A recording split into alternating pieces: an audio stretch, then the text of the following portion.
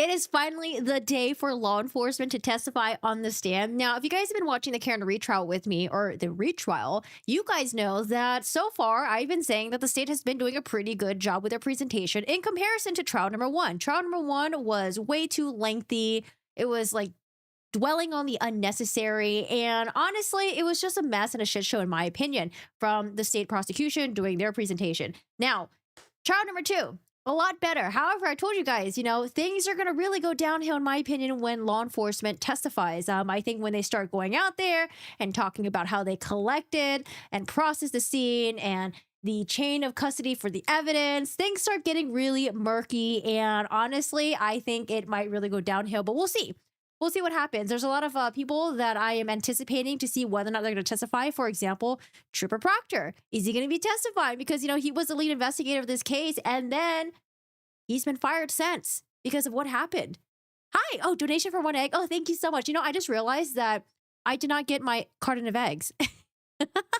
I did Amazon Fresh delivery, and my eggs are not here. So I don't know if they just forgot it or if they didn't have it and they refunded me. So I have to double check on that. Hi, lady. Hi, Taxi. Hi, Dino. How are you doing today? Taxi, thank you so much for the donation for the one egg. I appreciate it. Although that's probably 2.5 eggs right there. That's probably a decent amount. Thank you. Thank you. So we are going to be hearing from law enforcement today. I haven't listened to the law enforcement's testimony yet, but I have listened to the other testimony. So we're going to be hearing from a woman who works at the, let's see, I forgot what was her official title again, but essentially she did the, what was it called again? It was the conversion of trying to figure out what Karen Reed's blood alcohol level at the time that the state thinks that she hit John O'Keefe. And in my notes, I think they had a range. They had a low range and they had a high range of what they think it is. And then additionally, I think there's also another calculation that they made as well. Where's my Karen Reed notes? Sorry, I don't have my Karen Reed notes up here. All right, Karen Reed notes. Somewhere between... here it is. Hannah Knowles, forensic scientist, witness number 13. So something about a serum conversion and a serum blood alcohol concentration.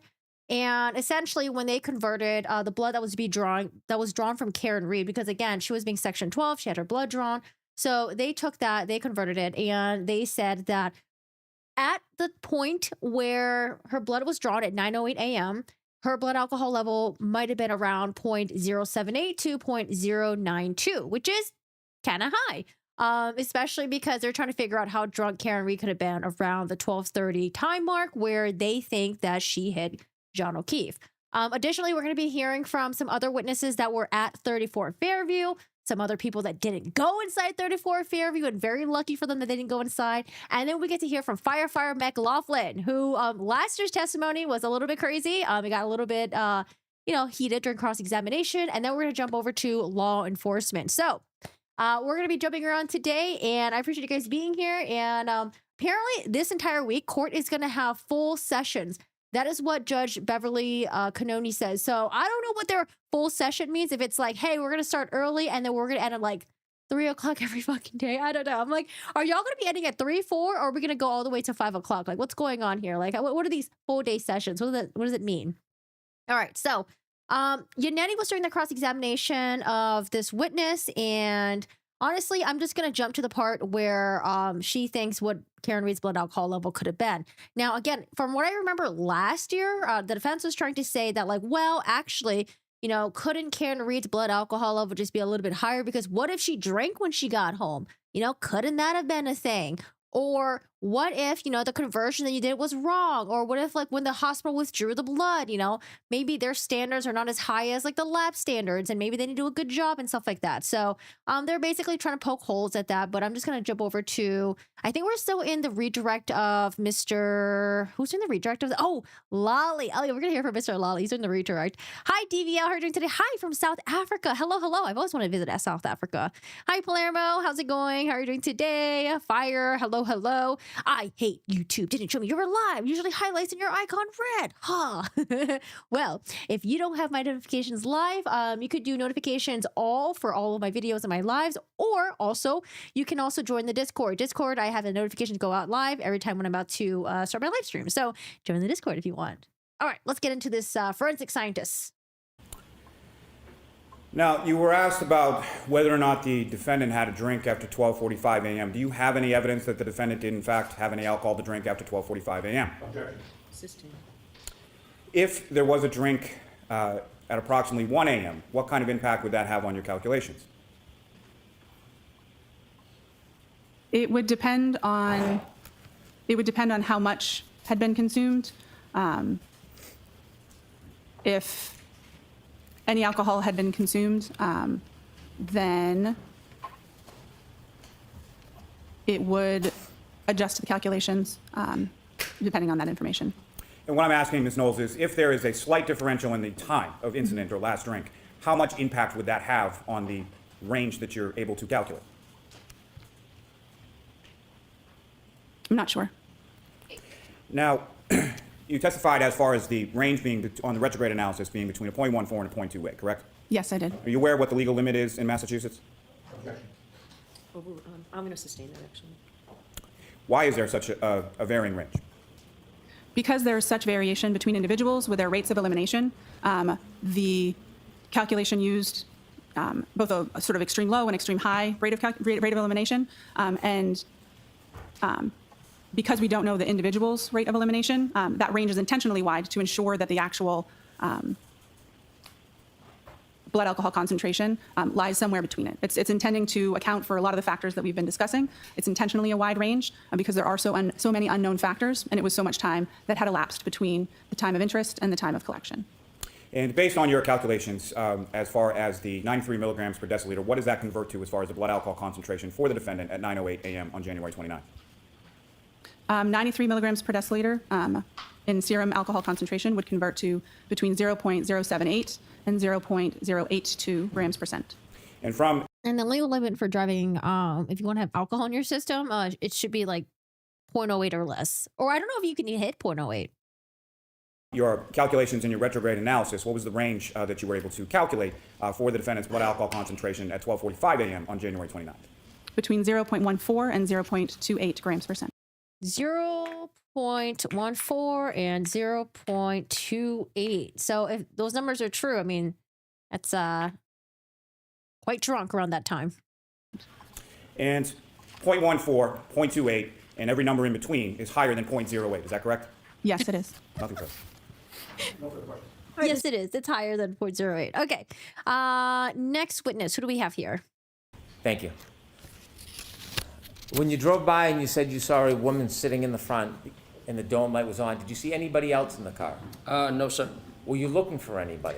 Oh, okay. I think this is I think his name is Ryan Nagel, Julie Nagel's brother. So last year he testified basically saying that Julie Nagel was inside 34 Fairview drinking with the McCabe's and McAlberts. And the reason why she was there initially was because she wanted to celebrate her friend's birthday, Brian Albert Jr.'s birthday.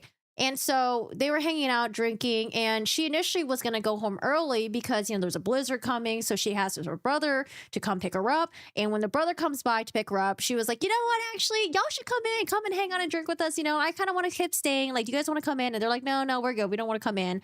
And so he's like, okay, well, I'm just going to leave then. You got a ride? You're good? Okay, bye then. So as he's leaving, he does see Karen Reed's car in front of 34 Fairview. And then before they got to 34 Fairview, when he's driving on the way to 34 Fairview, he does notice Karen Reed's car as well. And at some point, Karen Reed's car turns in front of him, and they're kind of like driving together 34 Fairview. Now, there is an interesting thing about his testimony, but I guess we'll wait till we get there. So initially, he's there to pick up his sister. Sister doesn't want to go, so he's like, okay, bye, I'm going. See ya, peace out. And now we're at the part where he's leaving and he's driving past by Karen Reed's car. Ryan Nagel, yes, thank you so much. Hi, Jenny, how are you doing today? When you drove by and you said you saw a woman sitting in the front and the dome light was on, did you see anybody else in the car? No, sir. Were you looking for anybody? No, sir. Could there have been somebody else in the vehicle at that time? It could have been, yes. Could there have been someone standing outside the door? Yes, it could have been. When you saw the person, were you studying the person? No. How long of a time did you have to take a glimpse of that person?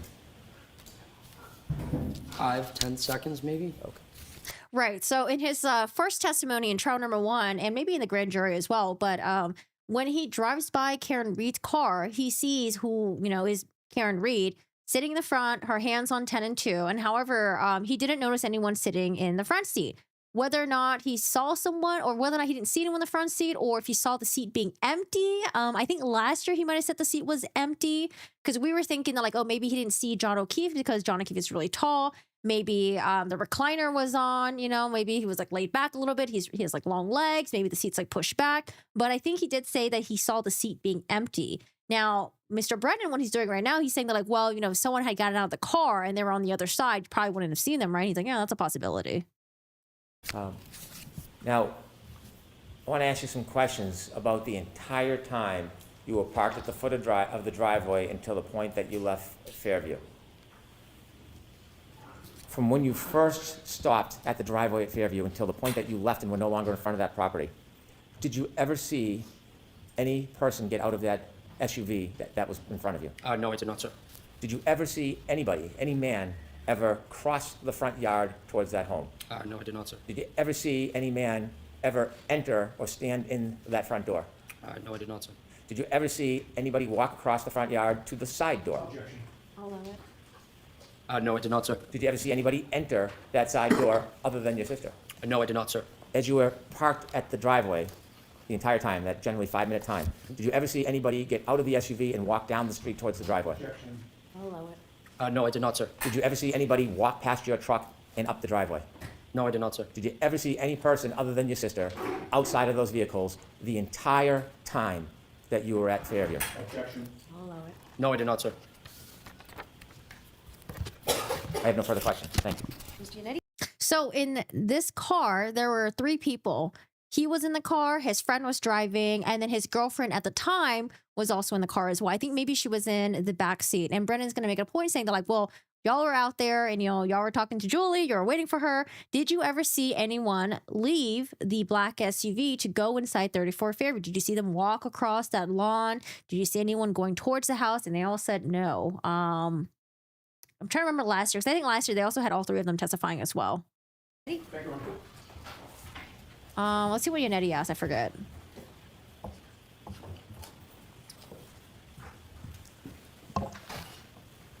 Good morning, sir. Good morning. You testified about having seen a black SUV before the vehicle that you were in entered Fairview Road at around midnight on January 29th of 2022, correct? Correct, sir. Objection, that's not facts and evidence. That's okay. The witness's answer is what matters. Is that right? Yes.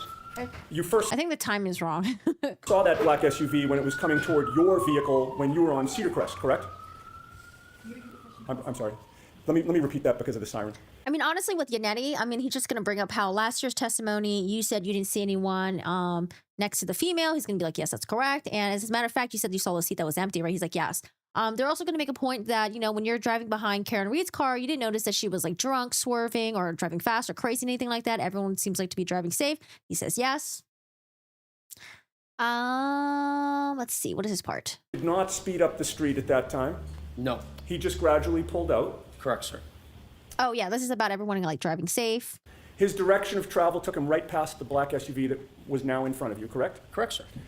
He passed the black SUV on the left, correct? Correct, sir. And you were in the front passenger seat at that time still, correct? Correct, sir. So you were closest to the black SUV of the people that were in your vehicle as you passed it, correct? Correct, sir. Yes. And you were closest to the driver's side of the black SUV, correct? Correct, sir. You noticed that the interior dome light was on, correct? That is correct, sir. That lit up the whole front compartment of the SUV, did it not? Yes. It lit up the driver's seat and the passenger seat, correct? All I could see was the driver at the time, sir. Understood. But the light wasn't just shining just on the driver. It wasn't pointed at the driver. I would say they were both lights that go down at both seats, correct? They were on. Yes. Okay. Yes. So you could see both seats in the front driver's I compartment. couldn't correct? see past the woman. Well, you only saw one. I only person. saw a woman. Sorry to interrupt you. Yes. No problem. It allowed you to see into that front compartment. Yes. All right. And you saw one person inside the car at that time. Correct, sir. It was a woman with long hair in the driver's seat, correct? Correct, sir. And she looked like she was alone. Yes. You didn't see anybody else in the SUV. No, I did not, sir. You certainly didn't see a 6'1" man in the SUV in the passenger seat, correct? Correct, sir. In fact, you saw that the passenger seat was empty. Correct.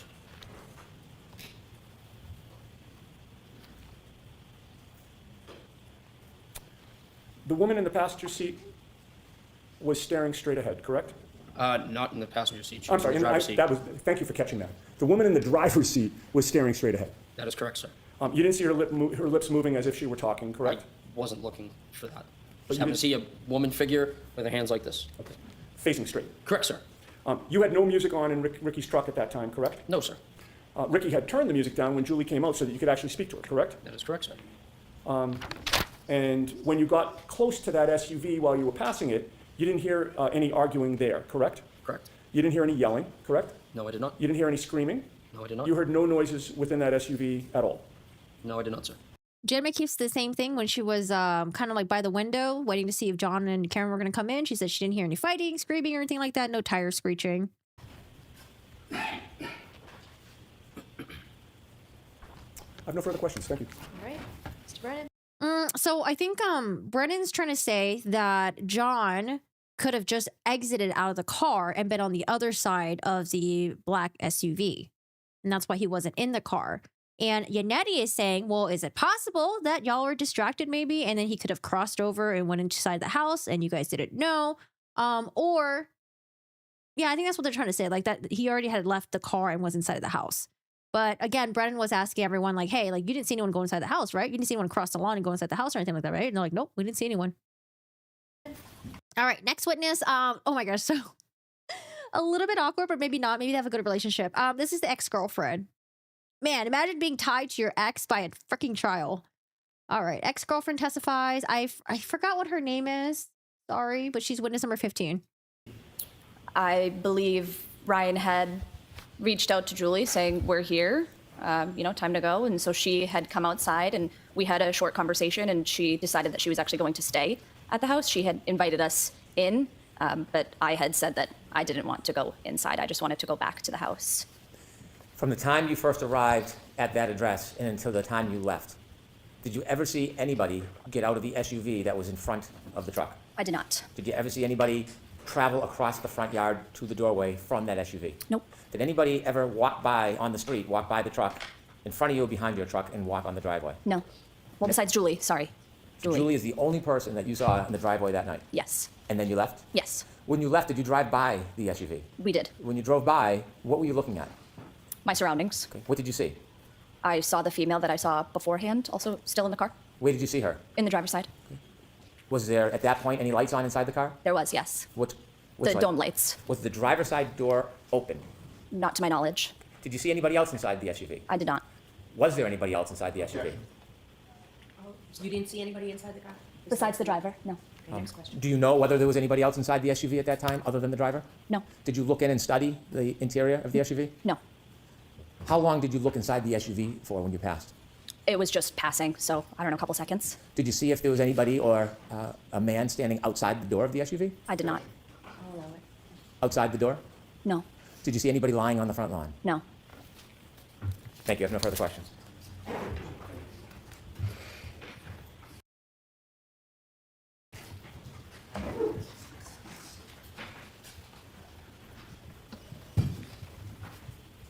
Good morning, ma'am. Good morning.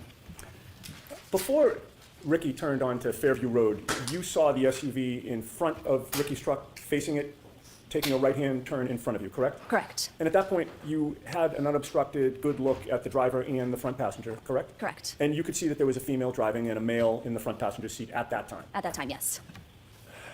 Now, ultimately, Ricky's car took a left after the other SUV took a right, correct? Correct. And eventually, when you reached the house where Julie was, you saw that that SUV was in front of that house, parked now further down ahead of you, correct? Correct. And it took Julie a couple of minutes to come out of the house? I'd say so, yeah. Do you recall? I think through her testimony, in cross-examination, Yannetti's going to bring up like, hey, like, like when you're waiting for someone, is it kind of common for you to maybe pull your phone out and just like look on your phone? She's like, yeah, I mean, I could have been doing that. I don't remember. So it's possible that through Yannetti is saying that maybe, she wasn't paying attention to who was going in and out of 34 Fairview. She could have been on her phone. She wasn't paying attention. She's like, yeah, maybe that's possible. Okay. She is not Julie Nagel. I think this is Sarah Levinson. Sarah Levinson, again, came over to hang out with Julie Nagel to celebrate Brian Albert Jr.'s birthday. And remember, after everyone, all the adults were done like bar hopping at no, they weren't bar hopping, sorry. They were at like a waterfall drinking. They all came back to the Alberts family home and the kids were kind of like still partying there. Most of them had already left at this point, and some of them were just straggling, kind of like drinking. She was supposed to get a ride home, I think maybe with Julie. But then Jen McCabe offered, like, hey, like, I could drive you girls home. It's fine. Y'all can just hang out and keep celebrating Brian Albert's birthday. House. Yes. Did you actually see her go and leave? Yes. About how long did she leave for? 5 minutes or less. Did you see her come back? Yes. After she went out of the house and came back in, did the plan change about a ride home with her brother? Yes. What was the new plan? So a little bit before she went out to talk to Ryan. Who's that testifying? That was Ryan Nagel's ex-girlfriend. They didn't go inside 34 Fairview.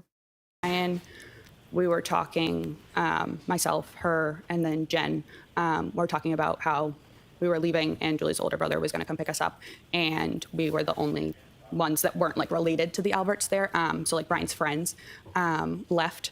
So Jen was like, oh, like, don't leave just yet because like we were celebrating Brian's birthday. If you want, myself and Matt can drive you home a little bit later. So we agreed to that. And then Jen said, feel free to invite Ryan inside because he was already on his way. So Julie went out to tell Ryan, like, hey, we're not coming with you. But You weren't outside for the conversation, so you just heard the second hand from Julie. Yeah. So from what you saw, Julie went in and out Yes. for about 5 minutes? Yes. Why did you decide to stay? Did you want to stay? Yeah, I didn't mind. Did the night continue after Julie came back in and spoke to her brother? Yes. Was the mood any different than it had been the entire night? No. Anything extraordinary or remarkable happen inside that house? No. After Julie went out and spoke to her brother and came back in the house, did anybody else come inside the house other than everybody who was already there celebrating Brian Jr.'s birthday? No. Did you ever see another man or woman you didn't know come into that house? No. At some point, there was a decision that you would leave, I suppose? Yes. What time do you think you left generally? Between 1:30 and 2 in the morning. So they leave around 1:30 and 2. Jen McCabe and her husband are giving them a ride home, and she doesn't notice anything in the front lawn, and really not too much with her. Now, in cross-examination, I think Mr. Jackson does a cross-examination. He's basically going to bring up, like, oh, so, like, when were you interviewed? You were interviewed in October. Huh, interesting. October. When did this happen again? January. Got it. I mean, he didn't do it like that, but that's basically my take from it. Let's see, maybe here. You indicated that you've been to the Albert home probably at 34 Fairview. That's the home I'm talking about. Yes. Probably you estimated at least 20 times, correct? Over the years, yes. Over the years. And you've known Brian Albert for, well, since high school. I mean, in the last... The part that doesn't make sense, how do you not notice a 6'2" body on the lawn? Gosh, do we have another picture of 34 Fairview? Let me see if I can pick it up. That was a question that we were asking last year too. How didn't anyone notice? Especially if light snow was coming down, even though it was supposed to be blizzard conditions, but the time that it was snowing, it was still like light snow that was falling. I can get a picture. Trying to get a picture so you guys can see like an overview of how far the body could have been from the house. Is this 34 Fairview? Oh, yeah, that's 34 Fairview. Oh, 34 Fairview. Let's look at it. Okay, so where's the fucking flagpole? Oh, does it have the flagpole? We need the flagpole. Let me find the flagpole. Shh. See this picture? Who is this from? Okay. So, when I think the car, Jen McCabe's car was parked on the driveway here, right? Driveway here. So John's body, if it was on the front lawn, it would have been all the way like to the side, like over here, like way over here, which is, that looks kind of far. I'm sure the jury, they'll probably take note of that when they went to go do their little field trip thing, but that's kind of far. Like, this is the fire hydrant. This is the flagpole. We don't know exactly where John's body was found because there's no photos taken at the time. They were trying to resuscitate him. They were working on, taking care of him and stuff like that. But yeah, law enforcement did not take pictures of him. Should they have? I would have liked to see pictures.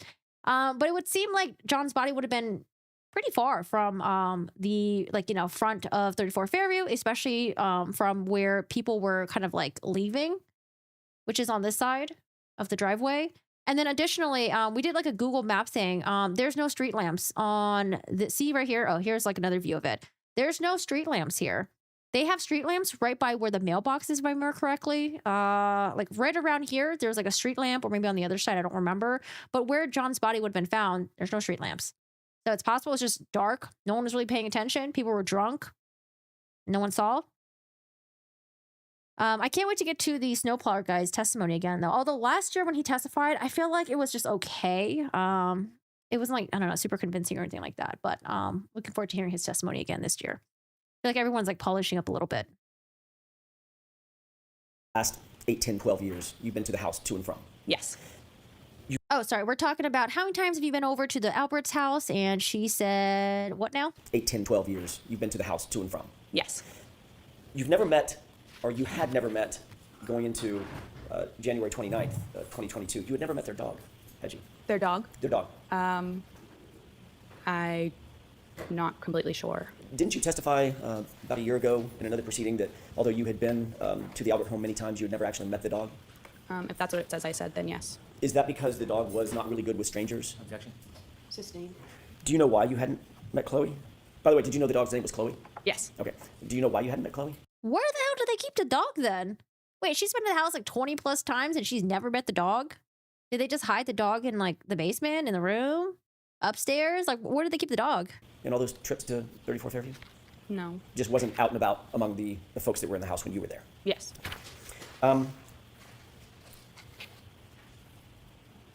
When you left 34 Fairview, I want to follow up very briefly on a couple of things that you said just before Mr. Brennan sat down under questioning by him. When you left 34 Fairview to join Jen McCabe at her invitation to take you home, you left through the front door, correct? Yes. As opposed to the side door, it's a little confusing. The front door has the brick stoop and the stairs, correct? Yes. Okay. Is that the door that you normally would leave through, or did you normally leave through the side door, come and go through the side door? What was your more ready habit and practice? Probably the side door. Okay. When you left through that front door, there was nothing obstructing your view as you walked out, correct? Correct. Yeah, so leaving through the front door, but still, it's like you're crossing this way towards the garage. I could totally see why people wouldn't really want to pay attention to where the flagpole or the fire hydrant area is. You know, if there's nothing there, if there's nothing making sounds, then you're just going to continue on going to the driveway and then getting the heck out of there. You could see to the left, the driveway. You could see to the right, over toward the flagpole. Nothing obstructing anything, correct? Correct. There was a light dusting of snow at the time when you left just after, what time was it? 12:45, 1? Probably 1:30, 1:30. 1:45. Yeah. Got it. So you leave at 1:30. There's still just a light dusting of snow on the ground. Yes. The yard is flat. Yes. You can see all the way out to the flagpole. Yes. You didn't notice anything unusual at that time when you looked out toward the flagpole walking out that front door? I didn't notice anything. I wasn't looking out at the flagpole, but yes. You were looking in that direction when you walk out the door. Obviously, you're standing, walking out of the door toward the front yard, correct? Correct. But as I stated, I was looking down at my shoes in front of me. Okay. Yeah, she testified last year that she was looking at her shoes because she was wearing shoes that were not snow appropriate, and her mom basically said something like that, and then so she was like trying to walk out and not slip, and then probably thinking about like, oh, mom's gonna say like, I told you so. Obviously, then you have to, at some point, you have to look up to see where you're going. You have to turn left to go to the driveway. Is that right? Yes. Okay. Then you walk over and walk parallel to the yard again to walk over to the car. Correct? Yes. And as soon as you walked out of the stoop, you had to figure out where the stairs were, so make sure you don't fall down the stairs, right? Yes. But you're still. All right, so she doesn't see anything. They're driving by where John O'Keefe's body might have been. Didn't see anything. That was when they were talking about the bread thing with Jen McCabe, because Jen McCabe just had a random ass loaf of bread in her backseat. Hi, Angie. How are you doing today? All right, Firefighter McLoughlin. I honestly just jumped to the part where she talks about hearing the statement from Karen Reed, and then we're going to jump to cross-examination. Now, remember, Firefighter McLoughlin testified last year, and the fucking defense got on her ass because they were like, well, aren't you friends with Caitlin Albert? Isn't Caitlin Albert the daughter of the 34 Fairview homeowners? You know the address you were going to was 34 Fairview Road. Yes. When you left the police station, the fire station, when you got on the back of the truck, did you know at that time who lived at 34 Fairview Road? No. Tell us a little bit about the conditions outside as you rode the 34 Fairview Road. It was raining. I'm sorry, not raining. It was snowing pretty heavily. There was definitely snow on the ground at that point. It was windy. It was very cold. Was there a storm? Yes. How long do you think it took to get from the fire station to Fairview Road? Probably within 5 or 6 minutes. When you first started pulling up towards Fairview Road, did you see anything? Police cruisers and a civilian vehicle. And then we pulled up all kind of in front of that. How many police cruisers did you see as you pulled up to Fairview Road? I remember seeing one. There was an ambulance in front of you? Yes. Did the police cruiser have their lights on? Yes. Not just their headlights, they have the lights that are often referred to as blue lights. All right, I'm going to hop on over to the statement. In the fire truck or after you got out of the fire truck? His head or his side? His head would be closer to me. Did you lift the man from the ground? No. Did some of your colleagues? Yes. After you brought the stretcher or the bed to the side of the road, did you remain there on the side of the road? They lifted him on the backboard, they put him on the stretcher, and then they pretty much immediately started moving to at the head of the stretcher with Firefighter McLoughlin, and he asked me to try to gather more information and kind of see what happened and what's going on. Did you have someone that you wanted to gather information from? Yes. There was a woman who seemed to be really concerned and involved with the patient's status, and so I just kind of assumed that this would be the person that I could try to get more information from. Did you take a guess? Yeah, The person that you tried to get more information from, do you see that person in the courtroom today? I do. Could you point that person out and describe an article of Black clothing they suit. wear? Black suit. And do you see that person sitting in between? I do. Her attorneys. Did you approach that person? I did. Now, you mentioned you're not a police officer or a criminal investigator. What type of information are you hoping to get generally in these circumstances? Some basic demographic info. You can answer a lot of questions by just asking a few very simple ones. So obviously you're trying to get his name and his date of birth. And then he asks questions if the patient has a medical history, if the patient takes daily medications, if the patient has any allergies. And that's all things that can help to sort of maybe explain why this person is in the position that he's in. For example, if someone says, reported that he had a heart condition or a seizure disorder or he was a diabetic, that would help us sort of, that's relevant information for us for his treatment and to pass on to the hospital. Did you have a chance to speak with the person that you had pointed out? I did. When you spoke to that person, did you get a chance to ask any of those questions you would typically ask? I did. When you spoke to the person, what did they tell you? She gave me his name, his date of birth. She denied him having any medical history or daily medications or allergies. I was kind of moving around. She was moving around the scene. So I was kind of moving around, trying to gather the information with her. Did she say anything to you in addition to the typical background information that you would try to obtain from somebody? Yes. What did she say?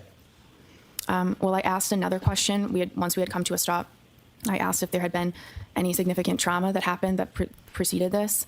And she answered with a series of statements that she repeated. I hit him. I hit him. There was a woman next to us who told her to calm down, stop talking, calm down, you're hysterical. So she repeated, I hit him. And a police officer asked her, said, you what? And she repeated it again, I hit him. And the officer then signaled for his sergeant to come down to the scene or down to where he was.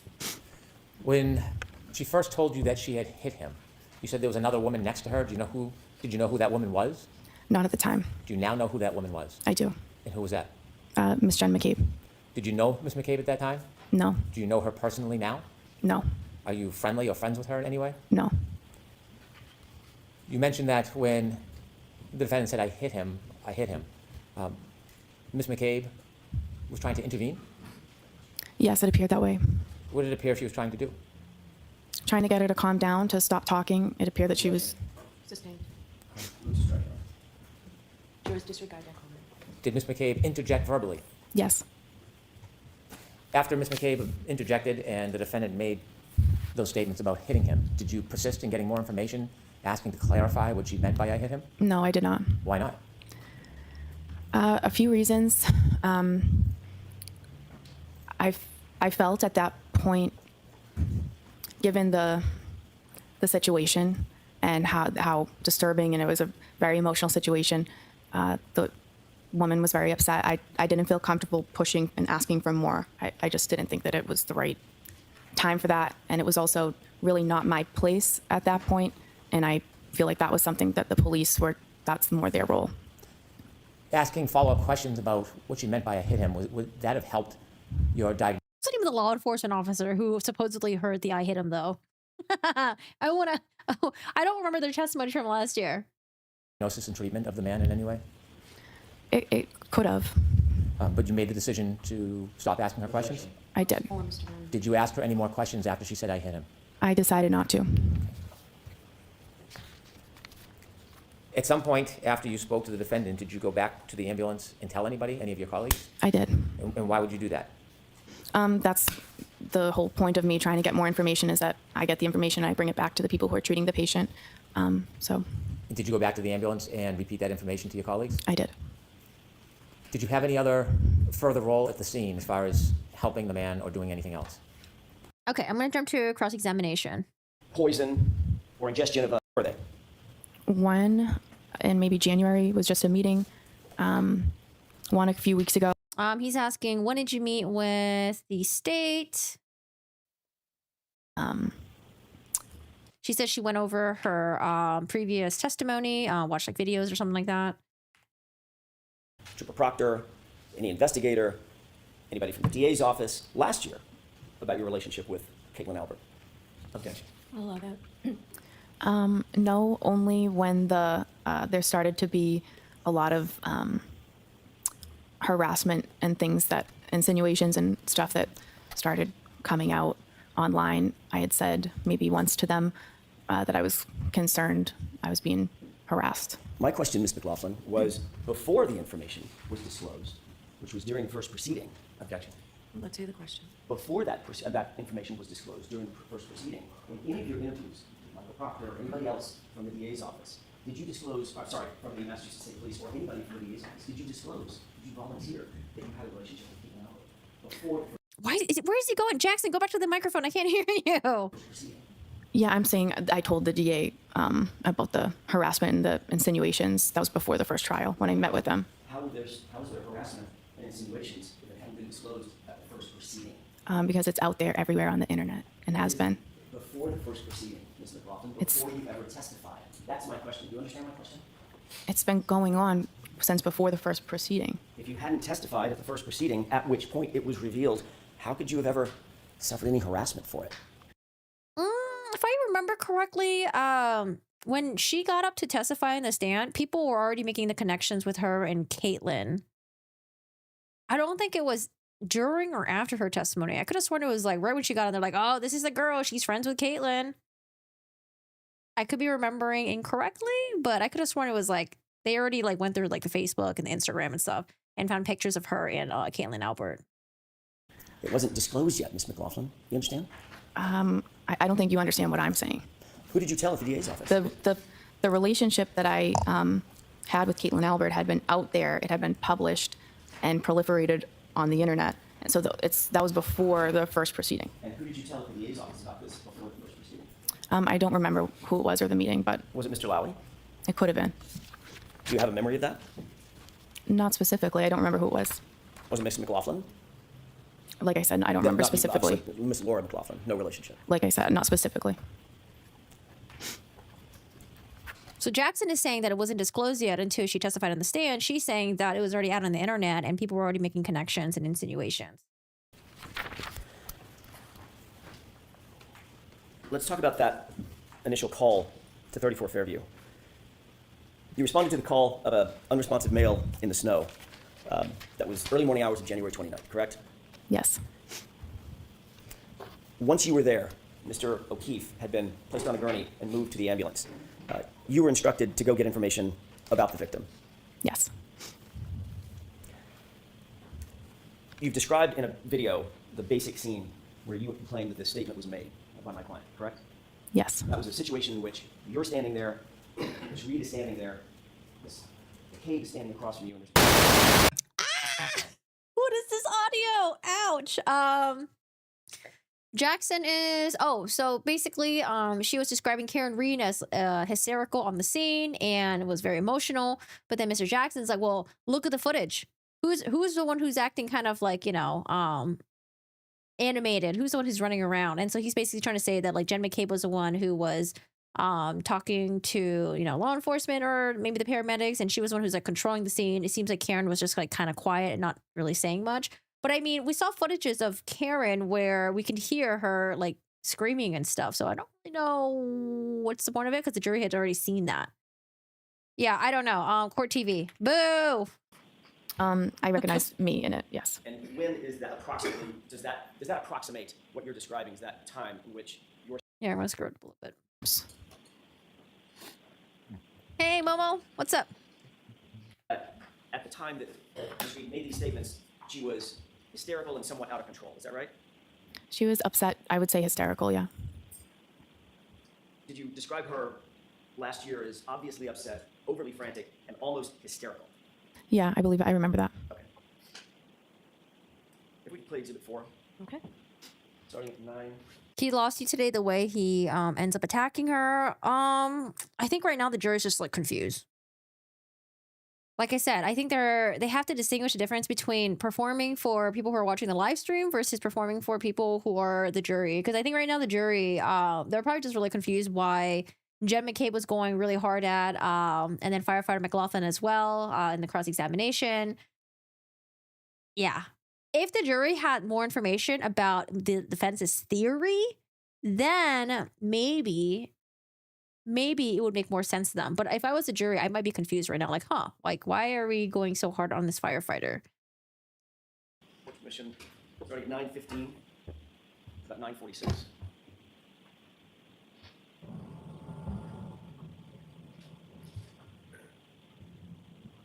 Can you stop it? Did you see the two people enter from screen right? Yes, Who is that?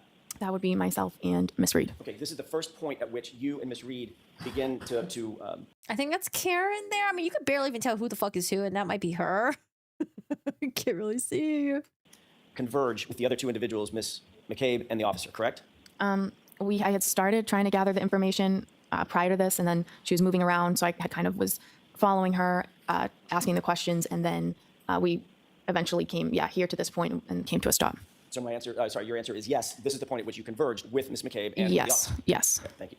Because for us people on the internet, it makes sense why they're going so hard at certain witnesses or certain statements or certain things that are like of contention.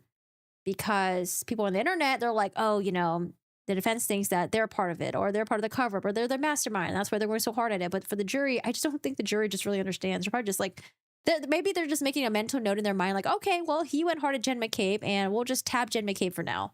We'll see what's up if there's any follow with Jen McCabe or Firefighter McLoughlin. Let's go ahead and play it.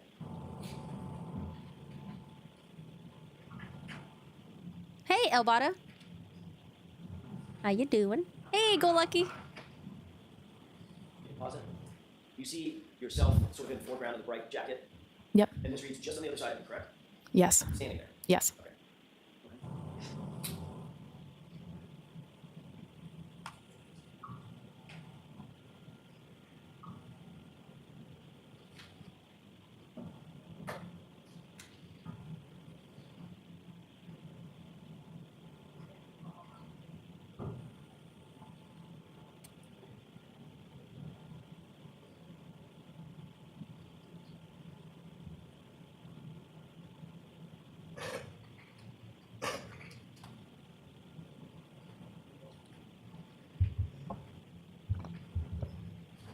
I think that's Jen right there. Karen was like kind of here and she walked off screen.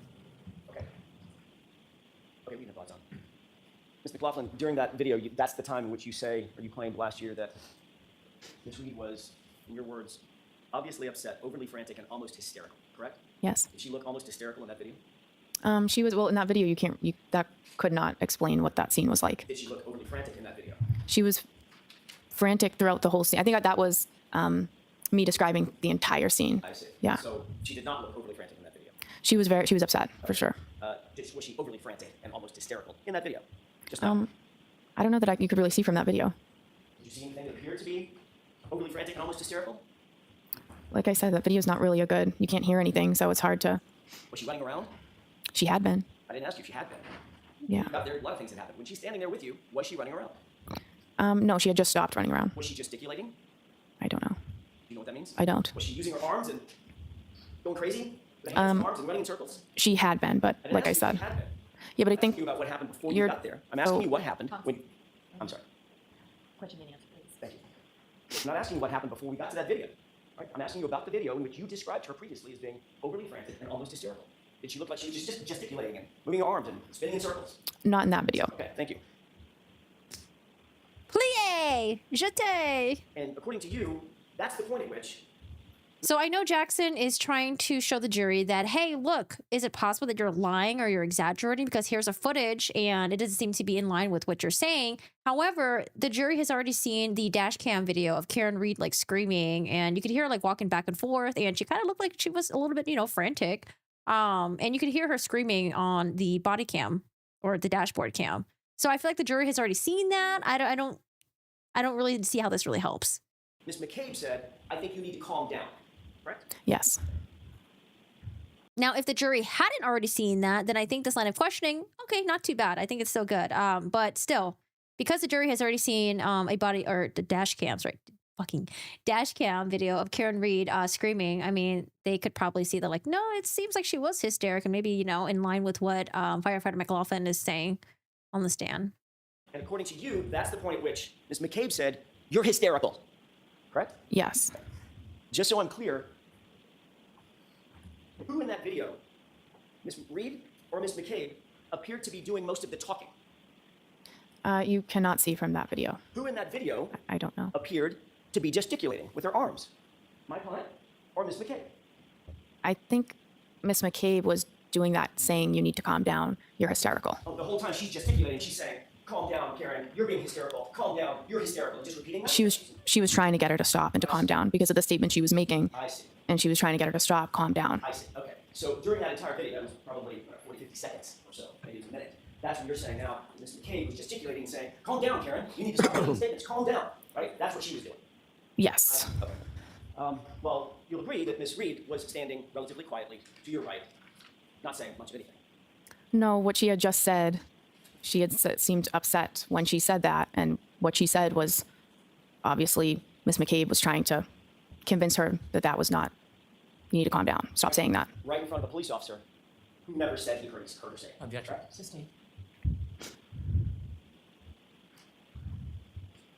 You were standing 18 inches, 2 feet from Officer Seraph, correct? I don't know exactly. Well, give me an idea. I mean, 2 feet, 3 feet, whatever. He was standing near me. And he was standing even closer to my client, wasn't he? Yes.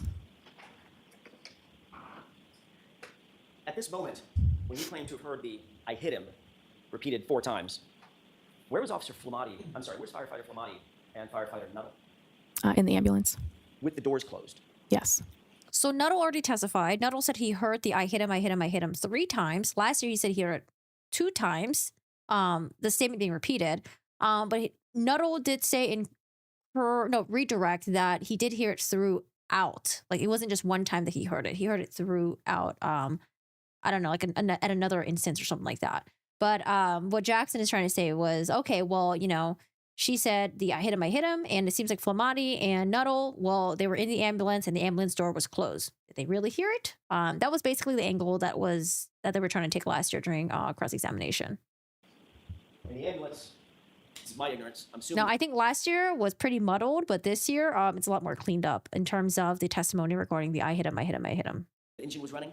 Yep. I'm assuming that there's some sort of heating system inside that ambulance to keep it nice and warm for patients. Yes. That was running as well. Mm-hmm. Yes. Yep. So that door closed. Those doors closed. How many feet away, by the way, from where we were looking? How many feet away? How many yards away? I don't know. We were fairly close to the ambulance. Further than you and I are from each other right now, or closer? I think closer. Okay. How about now? I'm not sure. The ambulance was behind us. I'm not sure how close we were. Right. At least a few yards. Sure. Okay. And those doors are pretty thick, secure metal doors that lock. Is that right? Yes. Obviously, when you saw them, I know you don't know what was happening inside the ambulance, but when you saw them, Firefighter Nuttall and Firefighter Flamati were engaged in life-saving measures with Mr. O'Keefe, one doing the bag, one doing chest compressions, as they entered into the ambulance, which you did see, correct? Yes. When those doors closed, would you presume, from your experience, that those life-saving measures and their focus was on John O'Keefe, that continued? Yes. You testified that you went back to Yeah, so I think that would have been really would have been more powerful, I guess. Had Nuttall said he only heard the I hit him, I hit him, I hit him statement once. But again, in redirect, Nuttall said that it wasn't just once that he heard it, he also heard it like another time as well. the ambulance at some point, and you told Firefighter Flamati and Firefighter Nuttall what you claim to have heard. You told this jury, correct? I went back to the ambulance after that, and I told them what was said and gave them the demographic information that I got. Okay. So in other words, firefighter Flamati and firefighter Nuttall heard it from you. You didn't say it to somebody else, and they reported it to those two. They heard it directly from you, correct? I went back and I said, I gave the demographics and I said, she's saying I hit him. Right. So in other words, they heard that from you. I gave them, Objection. Is that yes or no? Objection. She answered the question. Next question. Yeah, so Jackson's trying to say that Nuttall and Flamani didn't actually hear the statements themselves. Maybe they were a bit confused. Maybe they misremembered. But he's trying to say that you heard the statement, Caitlin, and then you're the one who related to Nuttall and Flamani.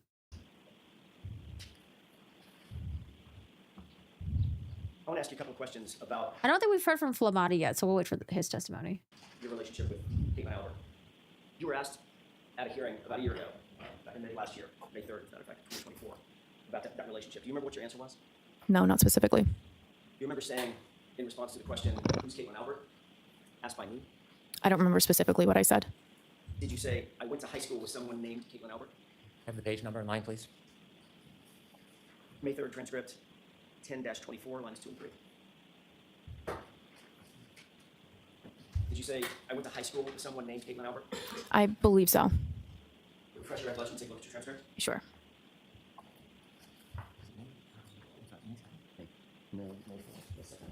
Yeah, so I think last year she made the mistake of trying to distance herself from Caitlin Albert because I guess there was already like harassment online that she was getting. So she was going like extra hard at trying to distance herself. But then when there are pictures of her and Caitlin Albert at like a baby shower or like some sort of like beach event thing, people were like, wait a second, it seems like you are friends with her. I think she could have just kept it more neutral. Like, yeah, I went to high school with Caitlin Albert. We're friends of friends and like not really close to her. But because she went the extra mile and said, I went to high school with someone named Caitlin Albert, a lot of people online were, kind of giving her the side eye about that. I have May 3. Okay, thank you. May I? Yes. Did that refresh your recollection as to what your answer was to the question, who's Caitlin Albert? Yes. Did you say, quote, I went to high school with somebody named Caitlin Albert? Yes.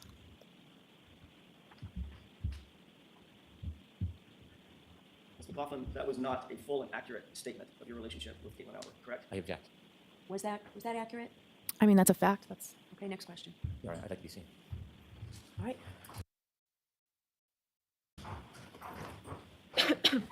Initial response, you didn't offer up, you didn't say we're friends, did you? we're not. You didn't say that we are in the same friend group, did you? No. You didn't say we've been friends since high school. No. You said, I went to high school with someone named Caitlin Albert, correct? Yes. Almost as if you just saw her name in a yearbook. No, I don't agree with that. That's not true, is it? I mean, that wouldn't be true, correct? Because you did know Caitlin Albert. That is true. And you asked me if I knew her, and I said yes. And you asked me if I'm friends with her, and I said I wouldn't say friends. You wouldn't say friends. Right. Even as you sit here today, you would not say that you're friends with Caitlin Albert. No. You wouldn't say that you've been friends for years. We've known each other for years. That wasn't my question. We've known each other for years, but we are not close friends. We don't have a relationship, just her one-on-one. It's just group settings. You grew up in the same town together, correct? We did. Went to the same middle school together. Correct. Went to the same high school together. Yes. You socialized with her. Yes. You've taken day trips with her and others. Yes. You've taken beach trips with her and others. Yes. You've taken 4th of July weekend getaways with her and others. I don't remember that, but So the defense is trying to say that you're willing to help Caitlin Albert and her family into this big cover up because you were close to her, you're friends with her. But I mean, I can also buy the story that like, yeah, you might hang out with people in group settings, but you don't consider them friends. Because there's a lot of people that I hang out in group settings and I don't consider them friends. Like, for example, like I have my pickleball friends, right? That in a group setting, we play pickleball together. But would I really consider some of them friends? No. Would I hang out with them one-on-one? Not really. And we just don't hang out one-on-one. I don't know. It's like, yeah, we're pickleball friends. Would I consider friends? Like, no. Would I do something the extra mile to cover up for them and their family? Hell no. One of your best friends named Michaela actually lived with Caitlin Albert at college, didn't she? yes. And you visited your best friend at that residence where she lived with Caitlin Albert on more than one occasion, didn't you? Yeah, occasionally I would go to visit the friends that I had there. You would even spend the night in the apartment with them, correct? Maybe a handful of times, yes. You've taken photographs with Caitlin Albert, correct? I'm in pictures with her, yes. You've been to baby showers with Caitlin Albert over the years. I have attended a baby shower with her, And yes. celebrations with her over the years. Correct? Yeah, we socialize, like I said, group settings, social events. I will see her.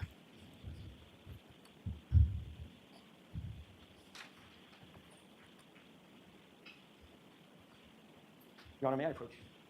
All right, briefly.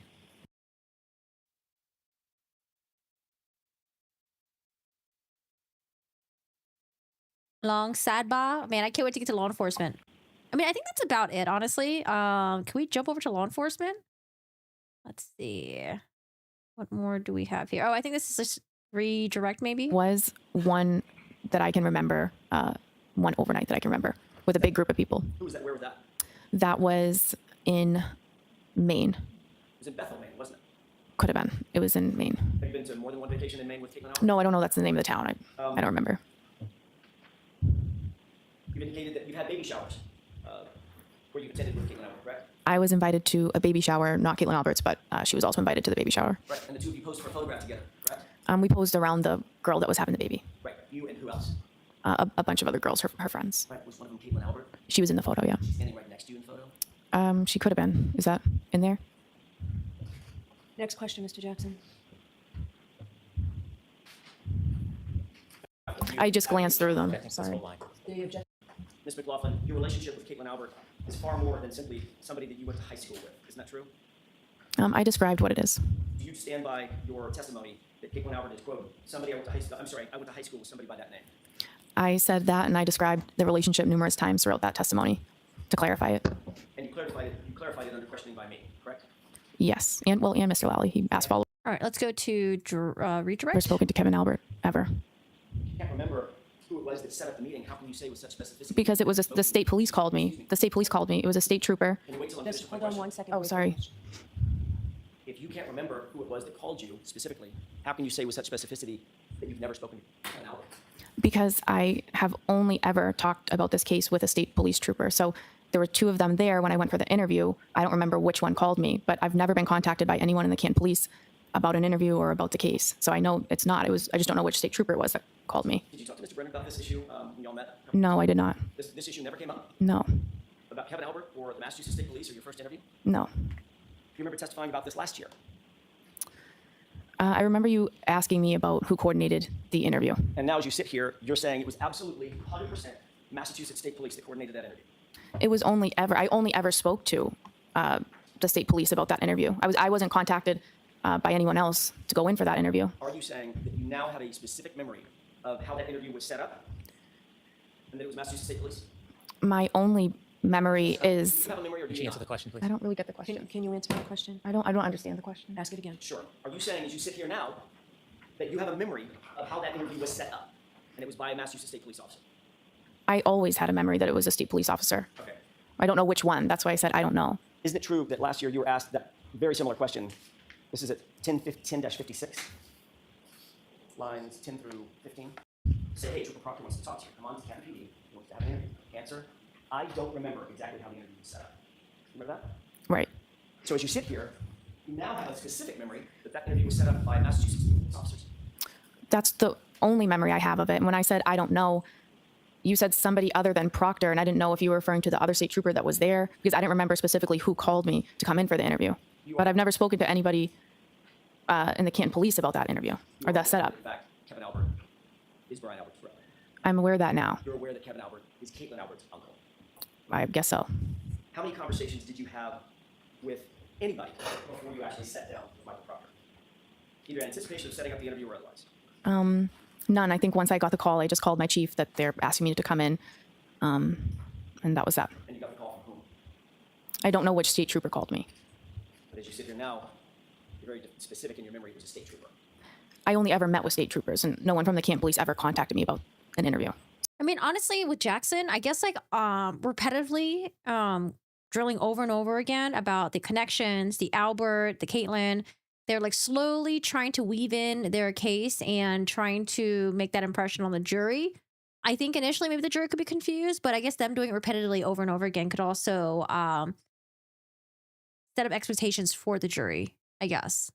Like, okay, well, something's up with the Albert family, I guess. It seems like that's the reason why the defense keeps asking the same questions over and over again. Setting up an interview. During your interview with Michael Proctor, did you disclose to Trooper Proctor that you had a pre-existing relationship with any member of the Albert family? No. Did Michael Proctor disclose to you during that interview that he had any kind of relationship with the Albert family? Objection. Sustained. I want to talk to you for a second about your role when you did, in fact, arrive at 34 Fairview, Mr. McLoughlin. How long had you been a firefighter paramedic at that time, January 29th of 2022? Probably about 5 years. You said that you responded to hundreds. Could backfire too, seen as badgering, too aggressive. Yeah. You believe it's possibly hundreds of calls. Is that right? Possibly. All right, I'm going to go to the redirect. Where's the redirect? Series of questions of confusion. Could I have hit him? Did I hit him? I did not hear that. You never heard her say anything close to did I hit him or could I hit him? I did not. Ms. McLoughlin, where are your notes regarding this statement? I don't have any. Where'd they go? It's not in the role that I was in. I'm not in a position to write a report on this type of call. It would be the lead paramedic or the officer on scene. So you didn't write anything down? You didn't have any opportunity to write anything down? I didn't. You're just going by your memory? Yes. Ms. McLoughlin, did, He turned to signal to get Goody down here is what. so they handcuffed her? No. Right. They didn't handcuff her? No. Oh, let's see. Is this the same video we were watching earlier? Said,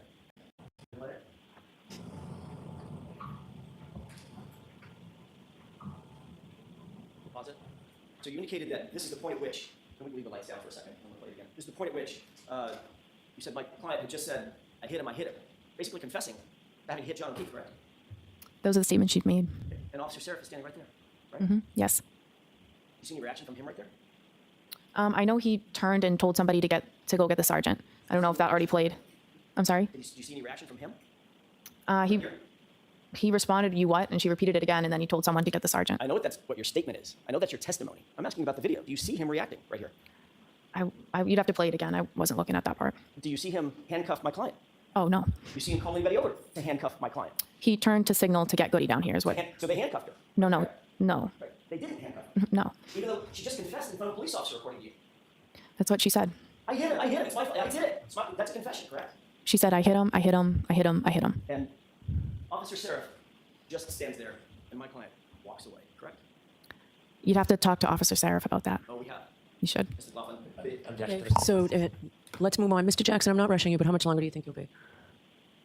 not long. Okay, so, I can wrap it in a couple minutes. okay.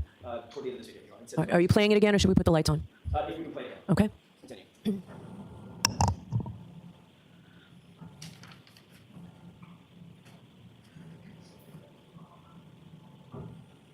Pause it. You appear to be writing something down, I could be. and according to you, you're writing on your glove. Yes. Okay. What kind of glove? Just a regular latex glove that we use on the ambulance. You didn't have a notepad? I probably did. Sometimes it's easier to just write it down on your glove. Right, did you write I hit him on your No, I did not. Go ahead and play it.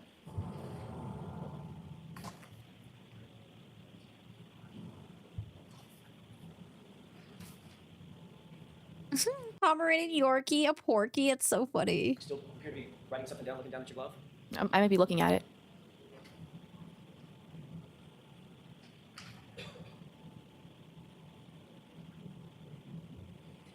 Pause it. Is this also an example of my client being overly hysterical and frantic? All right. We're doing like I was stuff. relaying that. Attorney Jackson? I told him no. And then you would then ask, do you know Kevin Albert? Do you remember your response? Didn't you? Ambulance verbally. I didn't need to write it down. And you, in fact, didn't write it down, did you? No, I didn't make a report. Sure, it was that many. You didn't simply just say, somebody named Kate. I went to high school with somebody named Caitlin Albert. You didn't leave it at that, did you? Do No, I didn't. you remember saying, I would say more acquaintances, not close friends? Right. Do you remember immediately saying after that, I would say we had mutual friends. We might see each other occasionally because of mutual friends, but we don't have a one-on-one friendship or hang out regularly? Right. Objection, Your Honor. You remember many more statements after that initial answer where you described the relationship. Yes. Similarly, you were asked about a meeting with the state troopers, Yes. and the attorney asked you a question about your memory or suggesting that Mr. Albert set up the meeting. Remember those questions? Yes. You were asked questions just like that before at the last hearing, weren't you? Yes. Remember being asked about who set up the meeting and you saying that you didn't recall? Yes. And then you remember being asked about whether a completely different officer set up the meeting, and you said, I don't remember exactly how it was set up, Yes. followed by, so that was my next question. You may have told me this. Do you have any recollection who set that interview up and you said you didn't? Right. And you were specifically asked, does the name Kevin Albert sound familiar? Objection. Do you remember saying no? The objection sustained. Do you remember when you were asked at the last hearing, does the name Kevin Albert sound familiar? Do you remember what you told Attorney Jackson? I told him no. And then you were then asked, do you know Kevin Albert? Do you remember your response? I said no. When you were there trying to help the gentleman that was on the ground, did you know this would become a homicide investigation? No. Did anybody tell you this was a homicide? No. In fact, when you spoke, or the defendant spoke to you, you were simply trying to get background information to help Mr. O'Keefe. When she told you, I hit him, did she say that she hit him with something? No. Did you know whether it was with a fist or a foot No, or a Lexus? no. You mentioned this was not part of your role to investigate. Why didn't you persist? Why didn't you follow up and ask more questions about that statement? What about the situation and the dynamics caused you not to ask questions? Sustained is Why didn't you persist in getting more information from the defendant when she said, I hit him, I hit him? I felt bad for her at the time. It was a very disturbing scene, and I did not want to push further down that road. It's not my job, and I didn't feel comfortable doing it. Did you write those statements down under glove? No, Then how do you remember she made those statements? I won't ever forget those statements. I have no further questions. Anything, Mr. Jackson? Very briefly, that was a disturbing scene, you said, right? Yes. An emotional scene. Yes, right? yes. A scene that was upsetting. Yes, For yes. a lot of reasons, right? Yes. And that's when things start getting missed, when emotion starts playing a role, correct? I That's when details start getting missed. guess it depends on the situation. Right, but this was a disturbing, emotional, upsetting scene even for you, correct? I felt that for a civilian to see it, it was very disturbing for them. Probably wasn't great for you either, was it? It's not. Yeah. And your testimony is you never heard my client say, could I hit him? Did I hit him? Correct? You never heard that. I didn't hear those questions. No. What you heard was, I hit him. Is that right? I heard him. I hit him repeatedly. And changing gears for a quick second, I'm almost finished, Your Honor. You did ultimately start talking about your relationship in more detail with Caitlin Owen under my questioning, didn't you, after that first statement? Is that right? Yes. That's when I started showing you photographs, correct? Objection. Was that when you were seeing shot photographs? I don't know. I've described it so many times. I don't remember. But you knew I had information that I was going to ask you about. Objection. correct? No. Objection. Finally, with regard to Kevin Albert, did Trooper Proctor tell you during that interview that he had texted with with Officer Kevin Albert about setting up your interview? Did he tell you that? I have no knowledge of that. Did Trooper Proctor tell you that the reason we're here, the reason we set this up is because Kevin Albert texted me that he had already coordinated with you? Never. No. Thank you. That's all I have. All right, Ms. McLaughlin, you are all set. Jurors, I All right, next law enforcement. This is a testimony that I'm looking forward to listening to. Oh man. So, like I mentioned, the state has been doing pretty decent so far. However, it's possible that it could just take a huge nosedive once we start hearing from law enforcement. Witness number. Who this? Are you the red cup man or the leaf blower dude? Oh, Number 18. All right, Mr. Brennan, whenever you're ready. thank you. Sir, could you please introduce yourself to the jury? Yes, my name is Paul Gallagher, For the court reporter, would you mind spelling your last name? Gallagher. Mr. Gallagher, do you presently work? As a police officer, I'm retired. When did you retire? August 31st, 2024. When you retired, what department were you working for? Canton Police Department. How many years had you worked for the Canton Police Department upon your retirement? I was credited with 32 years, 8 months of service. Did you have a particular rank when you retired? Yes, I was a lieutenant. I want to go back to the beginning of your law enforcement career and share your background with the jury. When did you begin your career in law I'm going to skip through this. Sorry. that you have to go through? Other department. After you received a call from Sergeant Sean Good, were you informed about a situation? I was. Were you told any basic details of where and what? Yes. Without sharing the actual conversation, where was this situation taking place? I misunderstood the situation. I thought it was on Meadows Ave in Canton. I later found out through dispatch that it was actually Fairview Road. When you heard that there was a situation in Canton, did you decide to change your plans about when you would come in? Yes, I responded. Why did you respond? That's the expectation our chief had for us. When you go into work, do you use a police cruiser or do you use your personal vehicle? On this particular day, I used a personal vehicle because of the weather. Was that different than typical? Yes. And why would you use a personal vehicle instead of a police cruiser? It was larger. It was four-wheel drive. It was the only way I probably would have got there to the scene. After you received the call about a situation, tell us what you did. I loaded up the car with a tent, and I drove to the Canton Police Department, and I got some winter gear from the office, and I got on the radio and advised Sergeant Sean Good, who was at the scene on Fairview, that all officers were held to further notice. What does that mean? They weren't going to be going home at their end of the shift until they were relieved by another supervisor. Why did you take a tent with you? Because of the snow, the way the call was described to me was a person possibly not breathing. And if it was an unattended death, I wanted to be able to cover the person. Why? Respect. That tent was a tent from your home, a personal tent? It was. It was an 8x8 pop-up tent. You went to the Canton Police Department first before you went to the scene. I did. Why did you go to the Canton Police Department first? I had some winter gear there, including a reflective jacket that I thought would be helpful, given it was dark out. Visibility was very bad. When you got to the Canton Police Department, did you learn anything from any of your colleagues while at the police department? The only one colleague at the police department at that time was Officer Kelly Dever. After you got your gear at the Canton Police Department, did you head towards Fairview? I did. Other than the general description that you had heard, did you know anything about what was going on there? Just that a gentleman was found unconscious in the snow, possibly not breathing. You mentioned the term unintended. Anyone watch Sinners over the weekend, by the way? I hear it's really good. Everyone's telling me it's so good. I want to watch it, but because I guess the movie's been out for some time, there are limited time shows or time slots for it.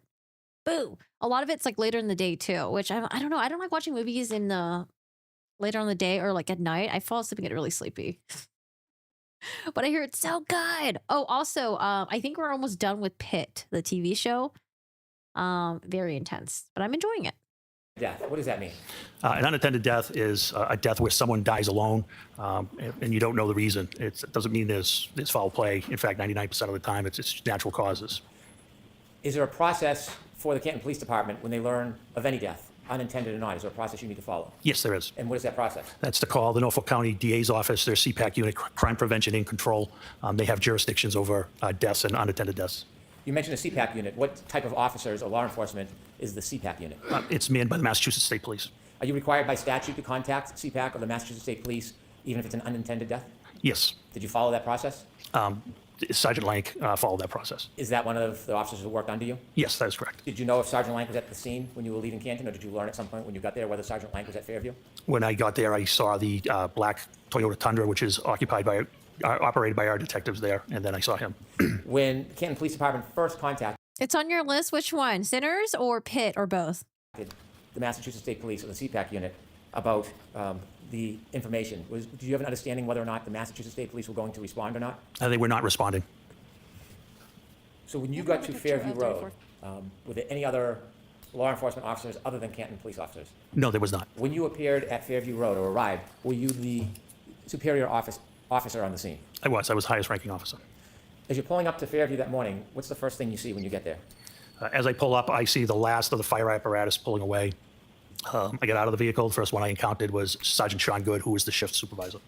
Did you see any other of your officers there? I did. I saw Lieutenant Lank further down, and further down I saw two other cruisers, which ended up being Officer Mulaney and Officer Sarif. Did any of the cruisers or vehicles have lights on? They did. Did you hear any sirens? No, there wouldn't be any sirens. Why wouldn't there be?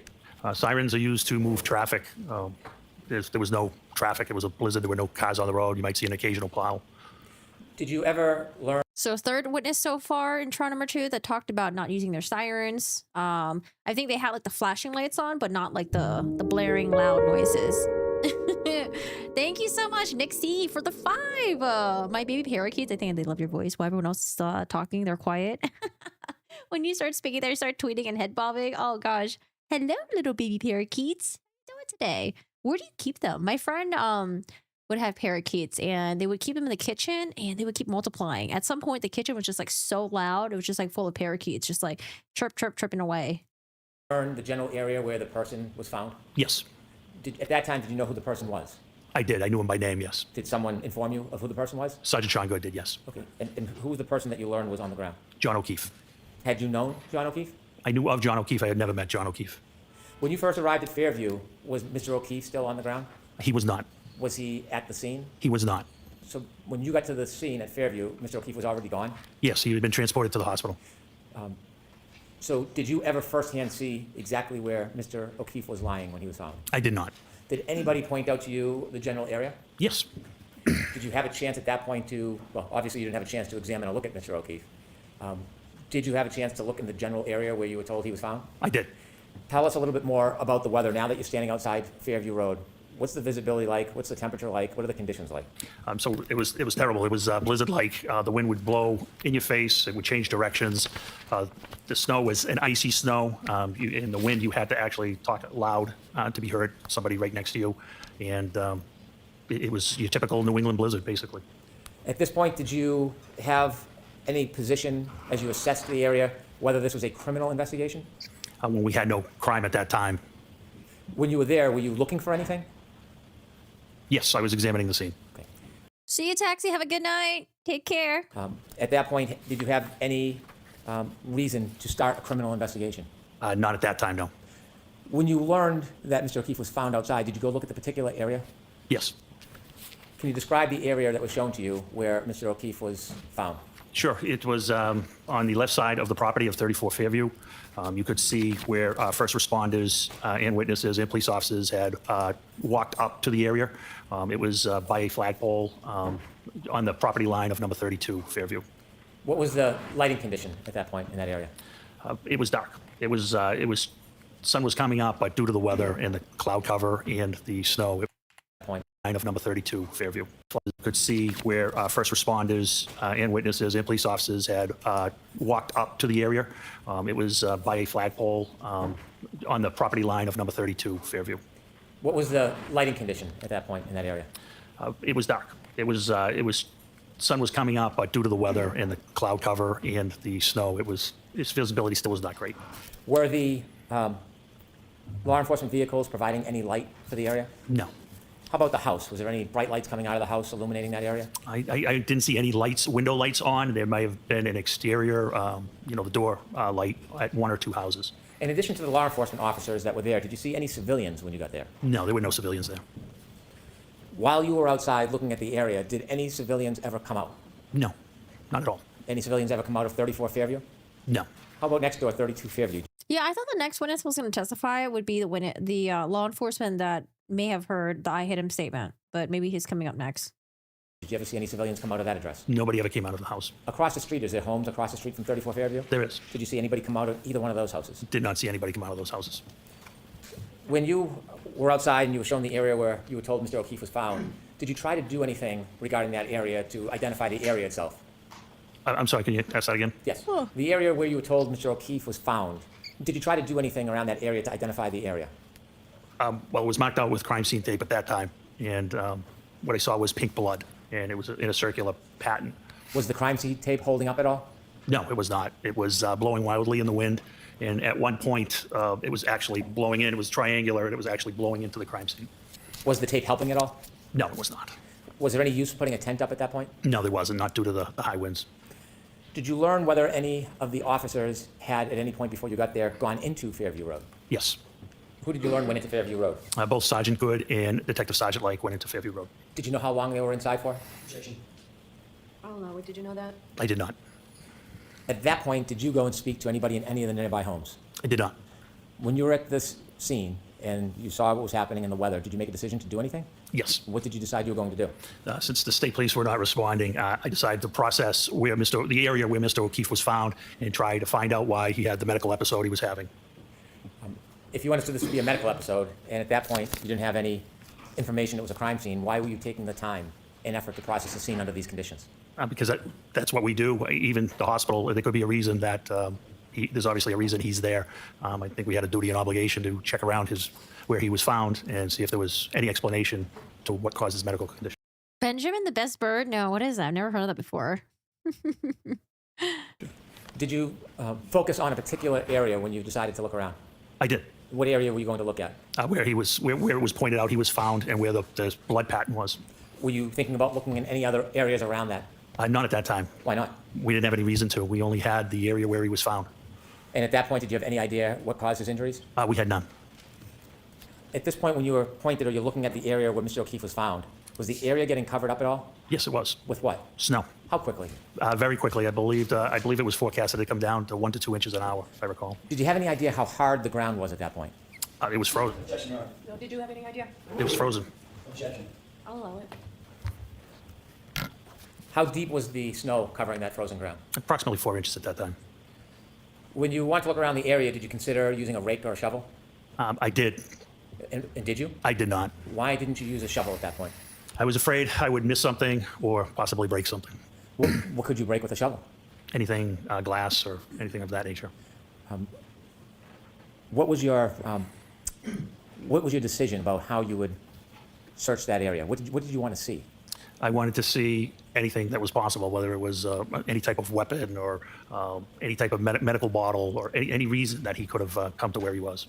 Did you think of a way that you could look below the top of the snow without unresting the scene? Yes, I did. And what did you conclude? Because of the blood, the pink spots I thought might be blood, I thought a leaf blower would be the best method because I have seen it used and to remove light layers of snow, and it can be controlled. And after having seen Ah, you're the leaf blower guy. All right. that before and making that decision, what was the benefit of a leaf blower over a shovel? I wasn't going to miss anything with a leaf blower, much better control. In control, tell us what your intention, what was your hope with the leaf blower? To clear the area, controlled, slowly, so any potential evidence of what happened to Mr. O'Keefe wouldn't be lost. Did you have a leaf blower with you? Did not. So what did you do? Sergeant Good volunteered to go get the leaf blower. He had a leaf blower. Did you remain at the scene? I did. And during this time, are you still have no information that it's a crime scene? We had no information on a crime at that time. Did Sergeant Good come back with a leaf blower? He did. Did you try to get any other items to help you? Not that I recall. Okay. When Sergeant Good came back with the leaf blower, did you use it? I did. Was it successful? Very. Tell us what you did. I started with low speed and began whisking away the snow. And then I saw how it was uncovering those pink spots, were becoming brighter red. So I verified it was frozen or coagulated blood at that time. And so out of the abundance of caution, I decided that that was something we may want to collect. Why did you want to collect that? Just out of abundance of caution, DNA, I expected it to be John's DNA. And I wasn't going to get a second chance at it. It was either collect it or never have it. Were you making quick decisions under these circumstances? Yes. Did you ask somebody to get a container to put the coagulated blood in? I ended up getting the containers. Where did you get them from? I got them from Lieutenant Kelleher, who lived in the neighborhood. Did Lieutenant Kelleher ever come over to the scene? He did not. Did he work for the Canton Police Department? He did. Why didn't he come over to the scene with you? Because he originally thought the scene was at 32. Did you ask him to come over to the scene to help you? No. Did you expect him to come over to help you? No. Did you prefer he not? Correct. So when you get the containers, were they plastic cups? Yes, they were red Solo cups. And what was the purpose of using the red Solo cups? They were plastic. They weren't going to leak. They weren't going to get soggy. They were large. I needed a small sample. My thought was because it was frozen or coagulated, that we could collect it, transport it, and transfer it to the crime lab, who could extract the DNA however they saw best fit. Do sometimes the crime lab test evidence and sometimes not? Of course, yes. Is that your decision? No. So he was the genius behind the leaf blower and the red Solo cups. I thought it was a split decision by someone else. You are the decision maker, and you're the one who decided to bring leaf blower and the red Solo cups. Poor guy. He's like, let me just enjoy my retirement. Why am I here? You were telling us about the leaf blower. Does it serve to excavate the area? It did. Did you begin that process? I did. And when you did that, did you try to memorialize it? Yes, I did. How did you do that? I had Sergeant Good videotape it. Why did you have Sergeant Good memorialize your efforts to excavate the area? I thought someone may wonder why I decided to use a leaf blower, so I wanted to demonstrate its effectiveness. I'm going to move to introduce two videos that... Do we see the... Oh, we did see the video, right? Okay, let's see the video. Here we go. All right. I'm going to slow it down.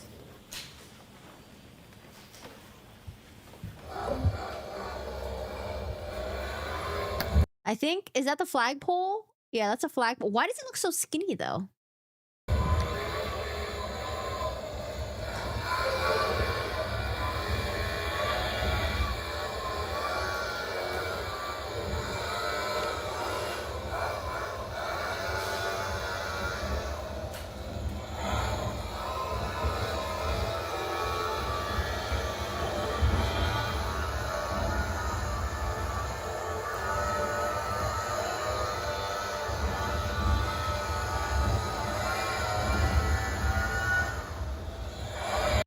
I'm glad they videotaped it, though.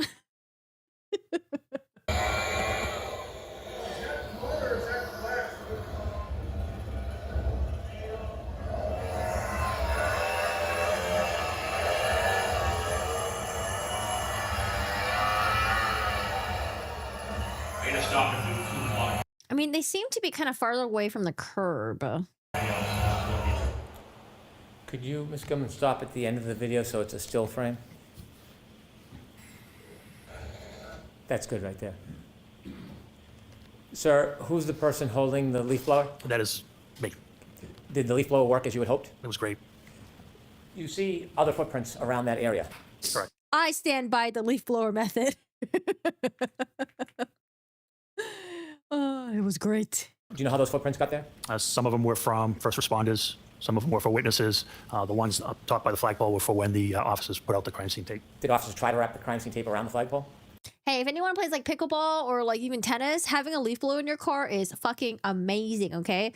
If the courts are a little bit of wet, you can use a leaf blower to kind of like spread the water out and dry it.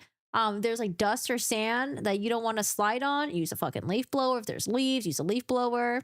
It's nice having one in the car. They did wrap it around the flagpole, yes. I see. And from that vantage point, could you see the side and front yard? Yes. Did the side yard have any footprints or evidence that anything was dragged through the side yard? No, not at all. How about the front yard? Did the front yard have any evidence that anybody had walked across it or dragged anything across it? It had one set of prints from Sergeant Lang. Other than Sergeant Lang's footprints across the front yard, was there any other impediment? No, not that I saw. I'm going to ask if we could see the second video, please, Ms. Gilman.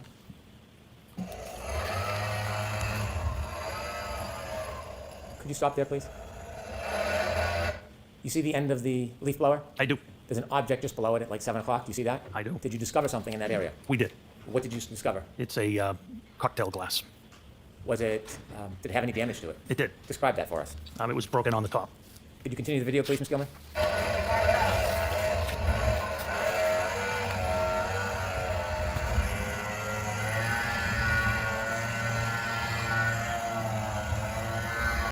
Does that look like John O'Keefe's like indent of his body, maybe? Like maybe that is the head, that's his body, those are his legs.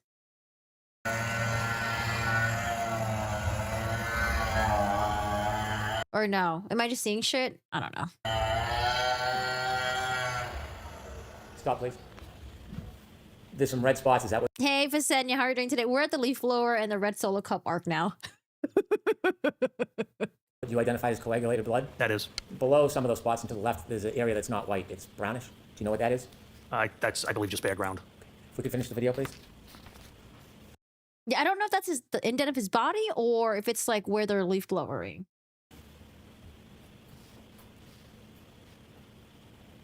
Okay. Thank you. Could you have the lights on, please? Did you or any officer at your direction obtain and preserve that broken cocktail glass? Yes. May I approach, Your Honor? Yes.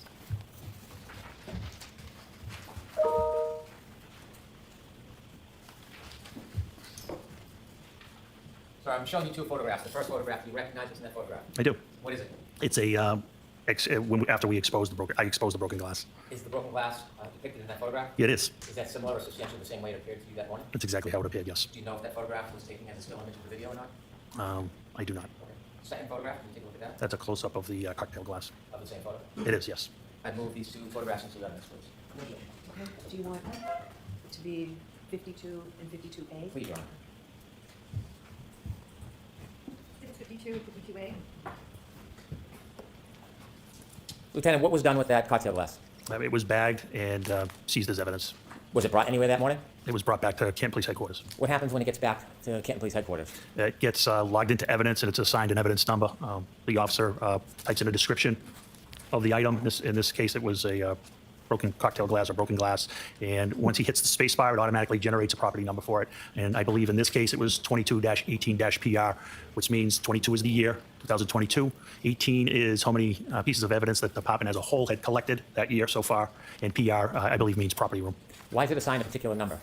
Everything is assigned a number by the computer. You said it's brought to the evidence room. Is that a separate or a special place? So we have two rooms. We have a temporary evidence room, and then there's a permanent evidence room. Only two people have access to the permanent evidence room. Is there a reason why access to the evidence room is limited? There is. Why? For security. Even in the police department, the evidence room is limited as far as people who have access? That is correct. In the evidence room, is there an officer assigned as an evidence officer? Not full-time. There is an assigned admin sergeant who is assigned as the evidence officer. Does anything happen specifically with the evidence? Is it packaged or stored in any particular way? The glass was put into a locker, I believe, and temporary evidence. And then it's the evidence sergeant's job to retrieve it. But in this case, we were going to transfer it to the state police. Was it transferred to the state police at some point? It was. Were you part of the transition of that item to the state police? I was. And when was it transitioned and to who? It was on February 1st, 2022, and it was to a criminalist from the Massachusetts State Crime Line. Do you know who the criminalist was? I don't know the name, no. Did the criminalist come to your department, or did you bring the item to them? They came to our department. In addition to the glass, there was plastic cups with coagulated blood? That's correct. What did you do with those cups? Those were placed in temporary evidence and placed in a refrigerated unit. To carry them from Fairview to the police department, Did you hold the actual cups, or did you put them into something? Nope, they were stacked in a bag. What type of bag? It was a craft paper bag. In this particular case, we utilized a Stop and Shop bag. Is that any different than a bag from the police department? This made of the same paper, craft paper, the same size and dimension, other than Stop and Shop and evidence and probably price. They're basically the same bag. Why did you use one of those rather than a bag that said evidence on it? I don't know where that bag came from. I was in a personal car. Sergeant Lank was in a Tundra. If that bag is upside down, you wouldn't know it didn't say evidence on it. I'm not sure where that bag came from. And the plastic cups, do you know what happened to those? Yes, they were turned over to the criminalist as well. Where did you store them before they were turned over to the criminals? Temporary evidence in a refrigerator. Temporary evidence in a refrigerator. Is the refrigerator part of the temporary evidence area? It is, yes. Did you bring that piece of evidence, the broken glass, with you today? Yes. With the court's permission, I'd like to approach the witness. So we got leaf blower, we got red Solo cups, and we got Stop and Shop bag. Oh, man.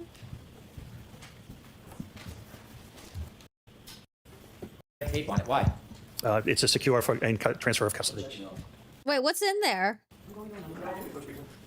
Oh, is it glass in there? What are they gonna pull out of there? What's in the box? What's inside the box? Right. Dun dun dun dun dun dun dun. You know, someone should put an ad on one of the fans.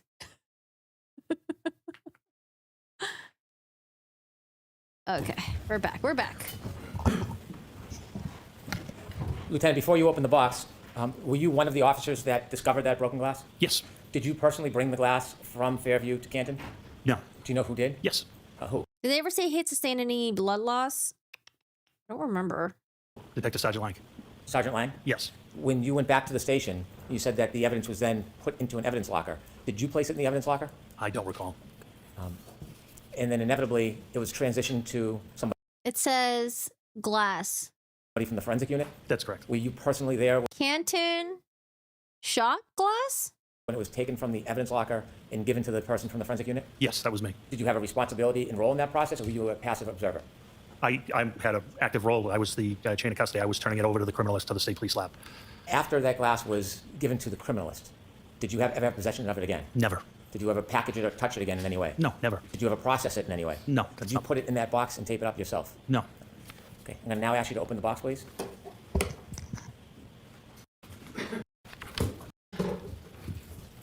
All right, we're opening the box, y'all. Get ready. Is there It's an item in that another bag? bag. There is. Would you please open the bag and show us what's in that bag?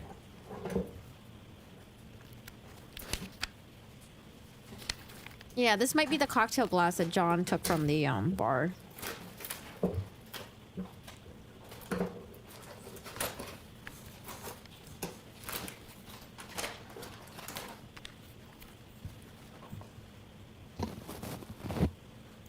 Thank you. If you could put it back in the bag and the bag back in the box, please.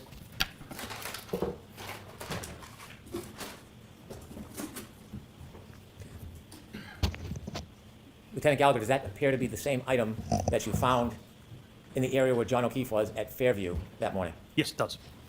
I'd like to have the box and the item marked for identification, please. Okay. Of course. What's in the box? Great movie. We need more movies like that.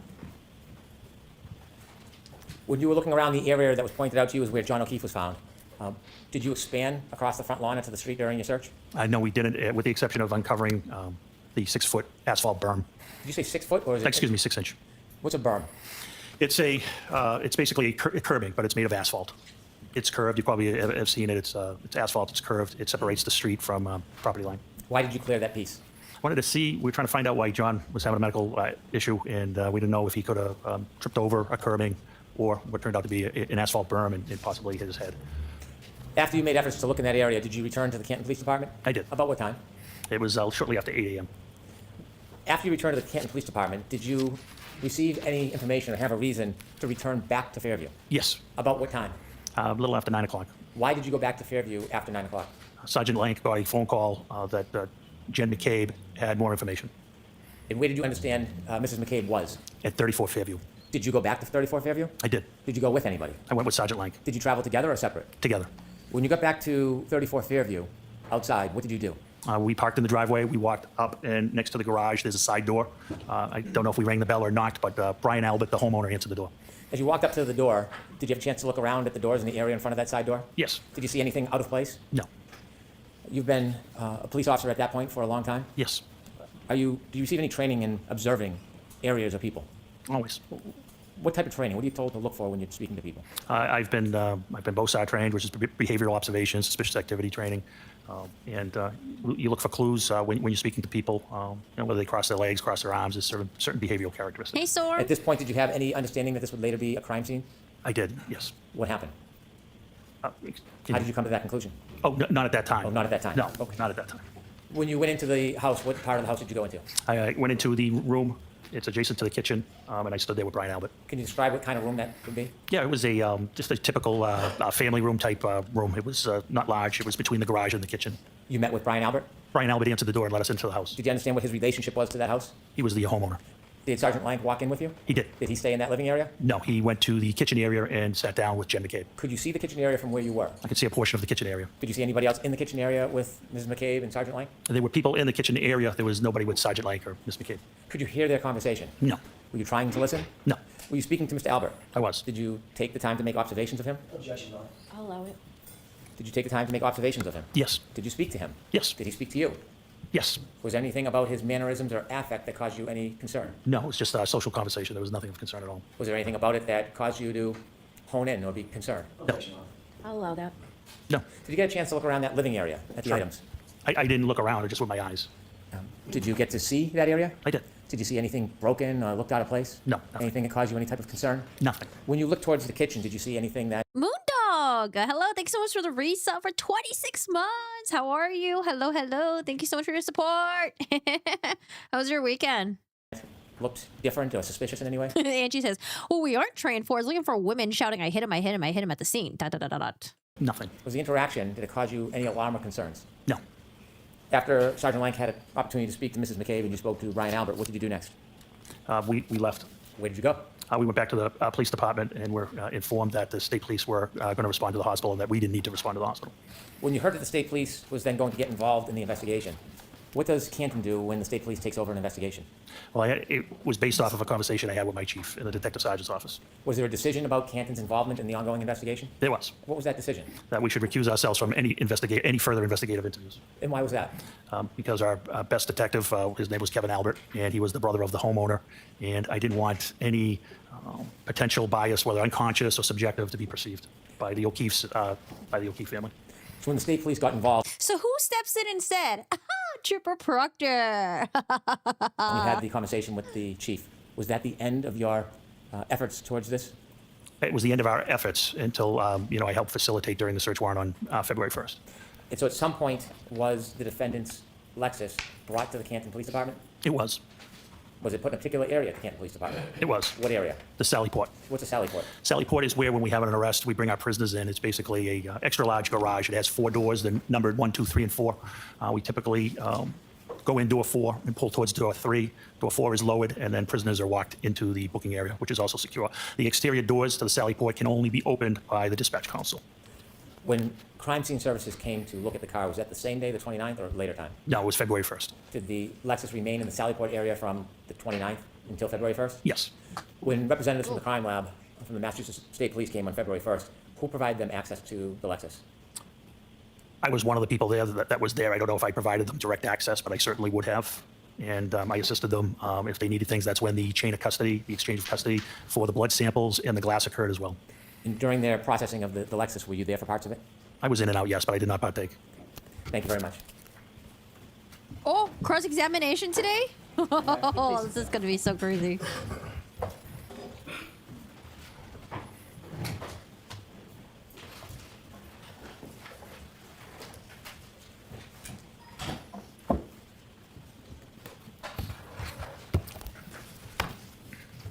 Mr. Jackson, is this video up there yours, or is it the Commonwealth's? Come on. What is it? May I, Your Honor? Yes. Mr. Gallagher, you have already established that you were at the scene on January 29th, early morning, January 29th, 2022.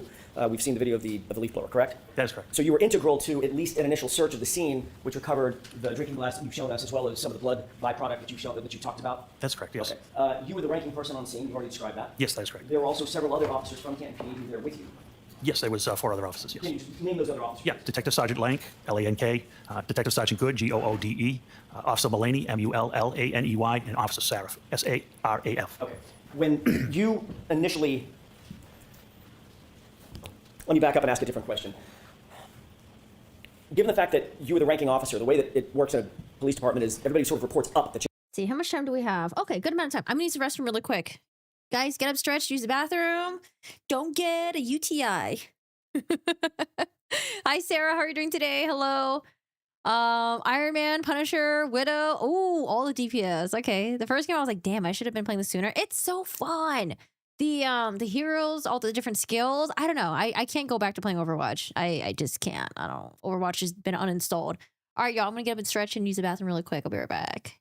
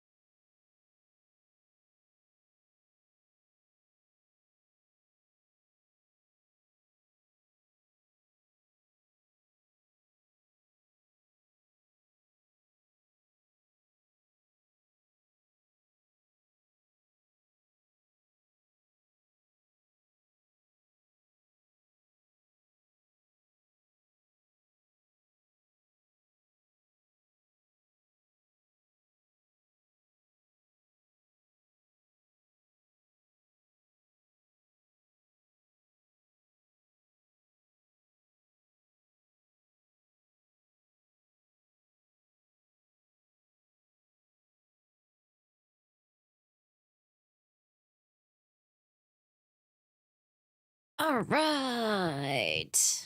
Nicole says, I don't think all these officers are in the cover, but I do believe many of them knew something was off. They didn't press for more information. Our best detective, please. I'm starting to believe that some believe she hit him and set out to make sure evidence would fit. All right. I'm good. How are you? How is everyone? Good weekend, you know. I'm sad that my hair got wet. I washed my hair yesterday. Now it's all like frizzy and it's so annoying. But yeah, I don't know. The weather has been kind of nice here. Although a lot of people consider this weather as gloomy and cold, but I think it's nice to have cloudy, gloomy, cold, rainy weather, you know, once in a while. All right, guys. 40 minutes left. Chain of command, correct? That is correct. So they would have all reported up to you in some particular. That's correct. And then, of course, you report to I think you're the deputy chief, and then the deputy chief reports on up to the chief, correct? That is correct. You were involved in not only the exposing of some of that blood byproduct, but also exposing the glass with the leaf blower, correct? That is correct. You were responsible for utilizing certain equipment. You chose a leaf blower at the time, correct? I did, yes. There was also, I'm guessing, there was also some use of your hands and or the gloved hands with some others to recover some of the items. Yeah, I didn't use my hands. How did you get the glass into a bag?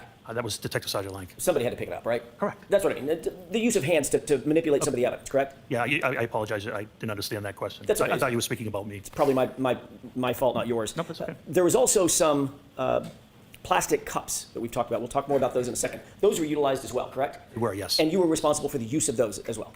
Yes, it was So, my decision, yes. in terms of the search of the scene, the recovery of evidence, the recovery of biological material, the use of tools to recover those biological materials, all of that rested at least ultimately at the scene on your shoulders, correct? Yes, it did. Isn't it true that you weren't interviewed in this case with regard to anything having to do with this case until April 3rd, 2024, correct?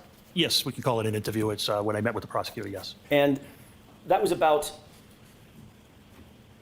2.5 years, nearly 2.5 years after this incident, correct? Yes, that's correct. Michael Proctor, you know that name? I do. Who is Michael Proctor?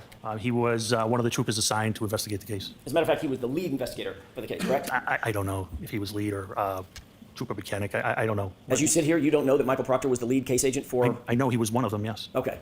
Do you know that he was the lead investigator assigned to the case? I don't. I had nothing to do with the DA's office. Right. I know you didn't have... I don't know how they assign the cases, counsel. I don't know what you want me to say. I can't say what I don't know. Mr. Gallagher, I'm not asking you to. I'm just asking if... I did not know he was lead. I know he was one of the leads. Okay. I believe they do it in a tandem, but I'm not sure. Okay. He may have had a partner, correct? That is correct, yes. But it's not unusual to have a lead case agent, the person who's responsible for most of the search warrant writing and the memorialization of and documentation of evidence collection and the movement of evidence and booking into evidence, things like that. That is correct, but I don't know anything about who wrote their affidavits or who logged their evidence in. I wouldn't know that. You're also familiar with Yuri Buchanan, correct? I know who he is. You're also familiar with Lieutenant Tully? I know, yes. They're all Massachusetts State Police officers, correct? Yes, they all are. Did Michael Proctor interview you before April of 2024? He did not. Did Yuri Buchanan interview you before April of 2024? No, he did not. Did Lieutenant Tully interview you before April of 2024? No, he did not. Did anybody else from the Canton Police Department, your deputy chief or the chief, interview you formally about your conduct and responsibilities before April of 2024? I don't understand that question. Did anybody at Canton PD, separating out Massachusetts State Police, Correct. did you sit down at Canton PD and provide an interview with anybody at Canton PD Hey, Shaniko, how are you doing today? How's it going? Hello, hello. about your conduct at the scene? What do you mean by conduct? Going to the scene, collecting evidence, securing evidence, transporting evidence, booking evidence, those kinds of things. Your conduct at the scene, sir. Yeah, I briefed my superiors, yes. Okay, other than briefing, was there a formal report written No. or a formal interview conducted of you? No, absolutely not. Okay.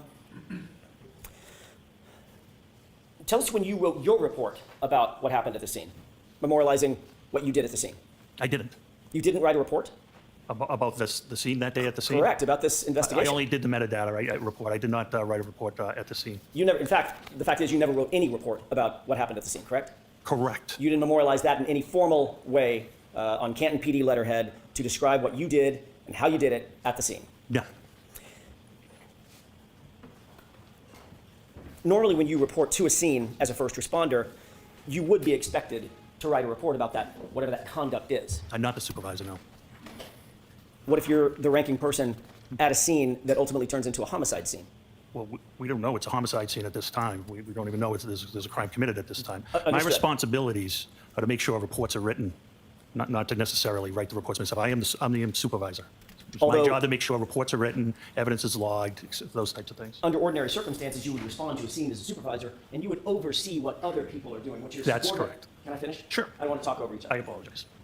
You would want to supervise or oversee what your subordinate officers, whatever he or she might be doing or they might be doing, you're going to oversee that. But they're the ones actually conducting the investigation or picking up evidence or doing the interviews, writing those things of that nature. Correct. Detective Sergeant Lake's investigation, yes. So in that circumstance, you wouldn't be expected to write a report because all of that conduct is memorialized by others subordinate to the supervisor, correct? Correct. But in this case, quite the opposite happened. You were the one that was in the video utilizing the leaf blower, correct? That's correct.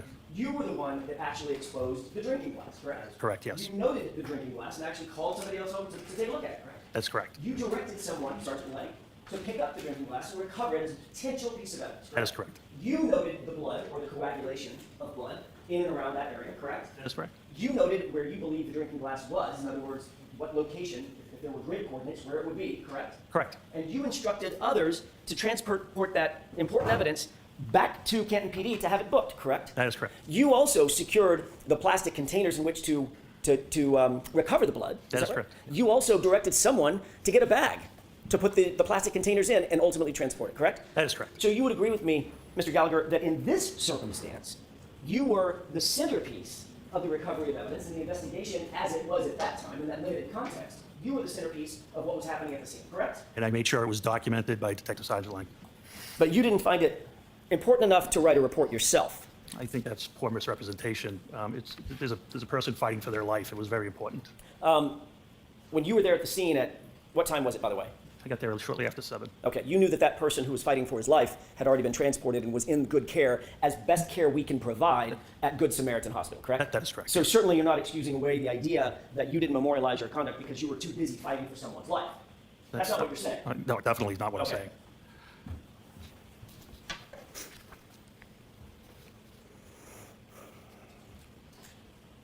Obviously, reporting to a scene and supervising a scene is one thing, but actually gathering evidence is a whole next level. You would agree with that? Sure. Because, just to put a fine point on it, responding to a scene as a supervisor, you want to make sure everybody's doing their duty, but the officer or officers who, for instance, uncover, let's say it's a knife or a gun or some weapon or something like that, actually documenting and picking up that evidence and handling it in an appropriate way, that is all highly, highly technical. It's very important to get it right and memorialize it all, correct? That is correct. That's why you're highly trained to memorialize and report everything that you do in that regard in a report that can later be used forensically, in other words, in a courtroom setting, to recreate as best you can with as much detail as you can exactly what you did and how you did it and where it was done, correct? Sure. Yes.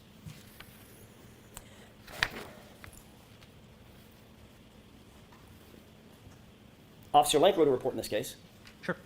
Did Officer Mulaney? I believe he did, yes. Did Officer Seraph? Yes.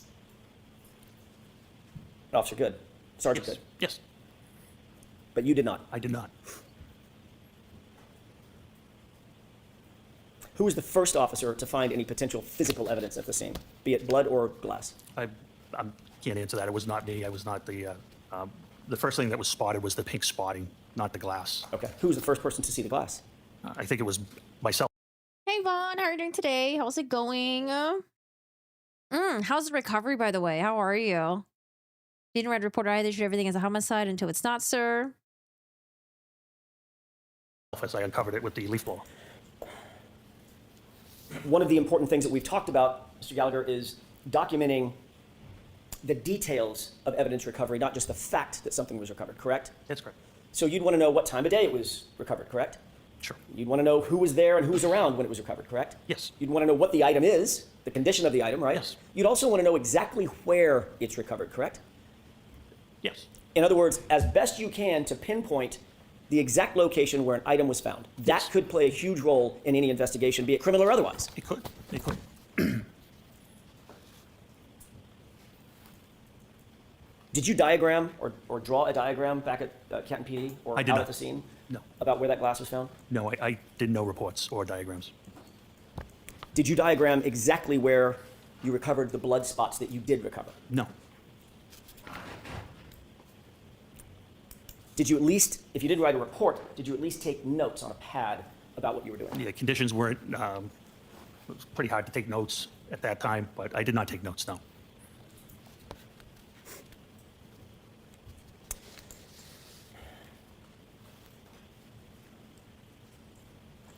At some point, you mentioned a person by the name of Tom Kelleher, Deputy Chief Kelleher. That's correct. Who is Deputy Chief Kelleher? He's the deputy chief of Canton Police. He was active on active duty at the time? When I say active duty, I don't mean that morning, that hour. I mean just generally. Yes, he was a lieutenant at that time. He was someone to whom, as a matter of fact, probably the only person to whom at Canton PD you actually reported, correct? Up the chain of he was the only person to whom you reported up the chain of command, meaning he was your direct report. He was in charge of detectives at that time. And then, of course, the chief would be above him, correct? Deputy chief and chief. Okay. When you responded to the scene, Deputy Chief Kelleher did not come out of his house and take over the investigation, correct? Correct. That was yours to detail, That is correct. at least while you were there. That is correct. So can you describe what you did to preserve the crime scene. I'm sorry, to preserve the scene, because at that time you said you did not know if it was a crime scene. Is that right? That's correct. What did you do I in mean, terms of actually preserving the scene for later investigation? What steps did you take? For later, can you explain later investigation? So let me take a step back. Sure. Have you been trained to preserve scenes? Yes. Okay, what's the reason that you want to preserve a scene? What does that mean? Collect evidence. Collect evidence and make sure nothing is disturbed, correct? Correct. Okay. Civilians can't kind of traipse through, walk through evidence, correct? That's correct. You've heard the phrase, forensically, evidence in, evidence out. Someone traipses through a crime scene, you bring Correct. evidence with you, and you take it back. Hi, Diane. How are you doing today? How was your weekend? Hello, hello. I'm good, Corky. You love to hear your perspective on this wild case. I'm telling you, man, I wouldn't be surprised if it goes downhill because of law enforcement investigation. The jury just might be dropping their jaws right now. That happens on your shoes or on your feet or your breath or your saliva, whatever it might be. Very familiar with that, yes. Preserving the scene is best efforts, is best practices to make sure that nothing is moved, touched, messed with in any way, correct? That's correct, and that's what was done here. What did you do? That's my question. What did you do to preserve that scene? So there were no civilians ever to trample through. Were rescue efforts made on Mr. O'Keefe? Yes, that's priority. So rescue workers do go into any type of scene. Medical life-saving measures come first. Once all apparatus was off scene, the original officers put out crime scene tape to mark an area. And later, it was documented, it was photographed, and evidence was collected.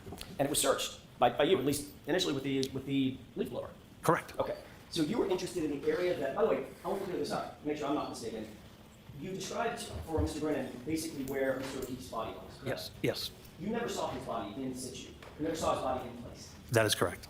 You were told by Sergeant Lank generally where his body was, correct? Yes, and Sergeant Lank actually never saw Mr. O'Keefe either. That's my next question. Okay, Sergeant Lank. and Mr. Good, and Sergeant Good as well.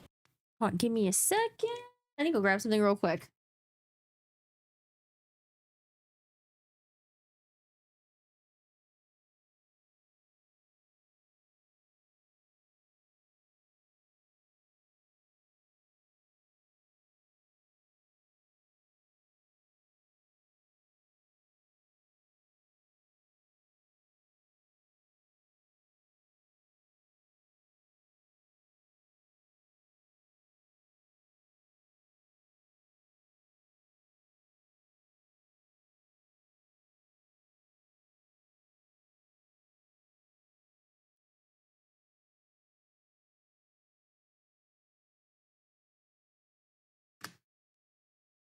Okay, I'm back. Hello.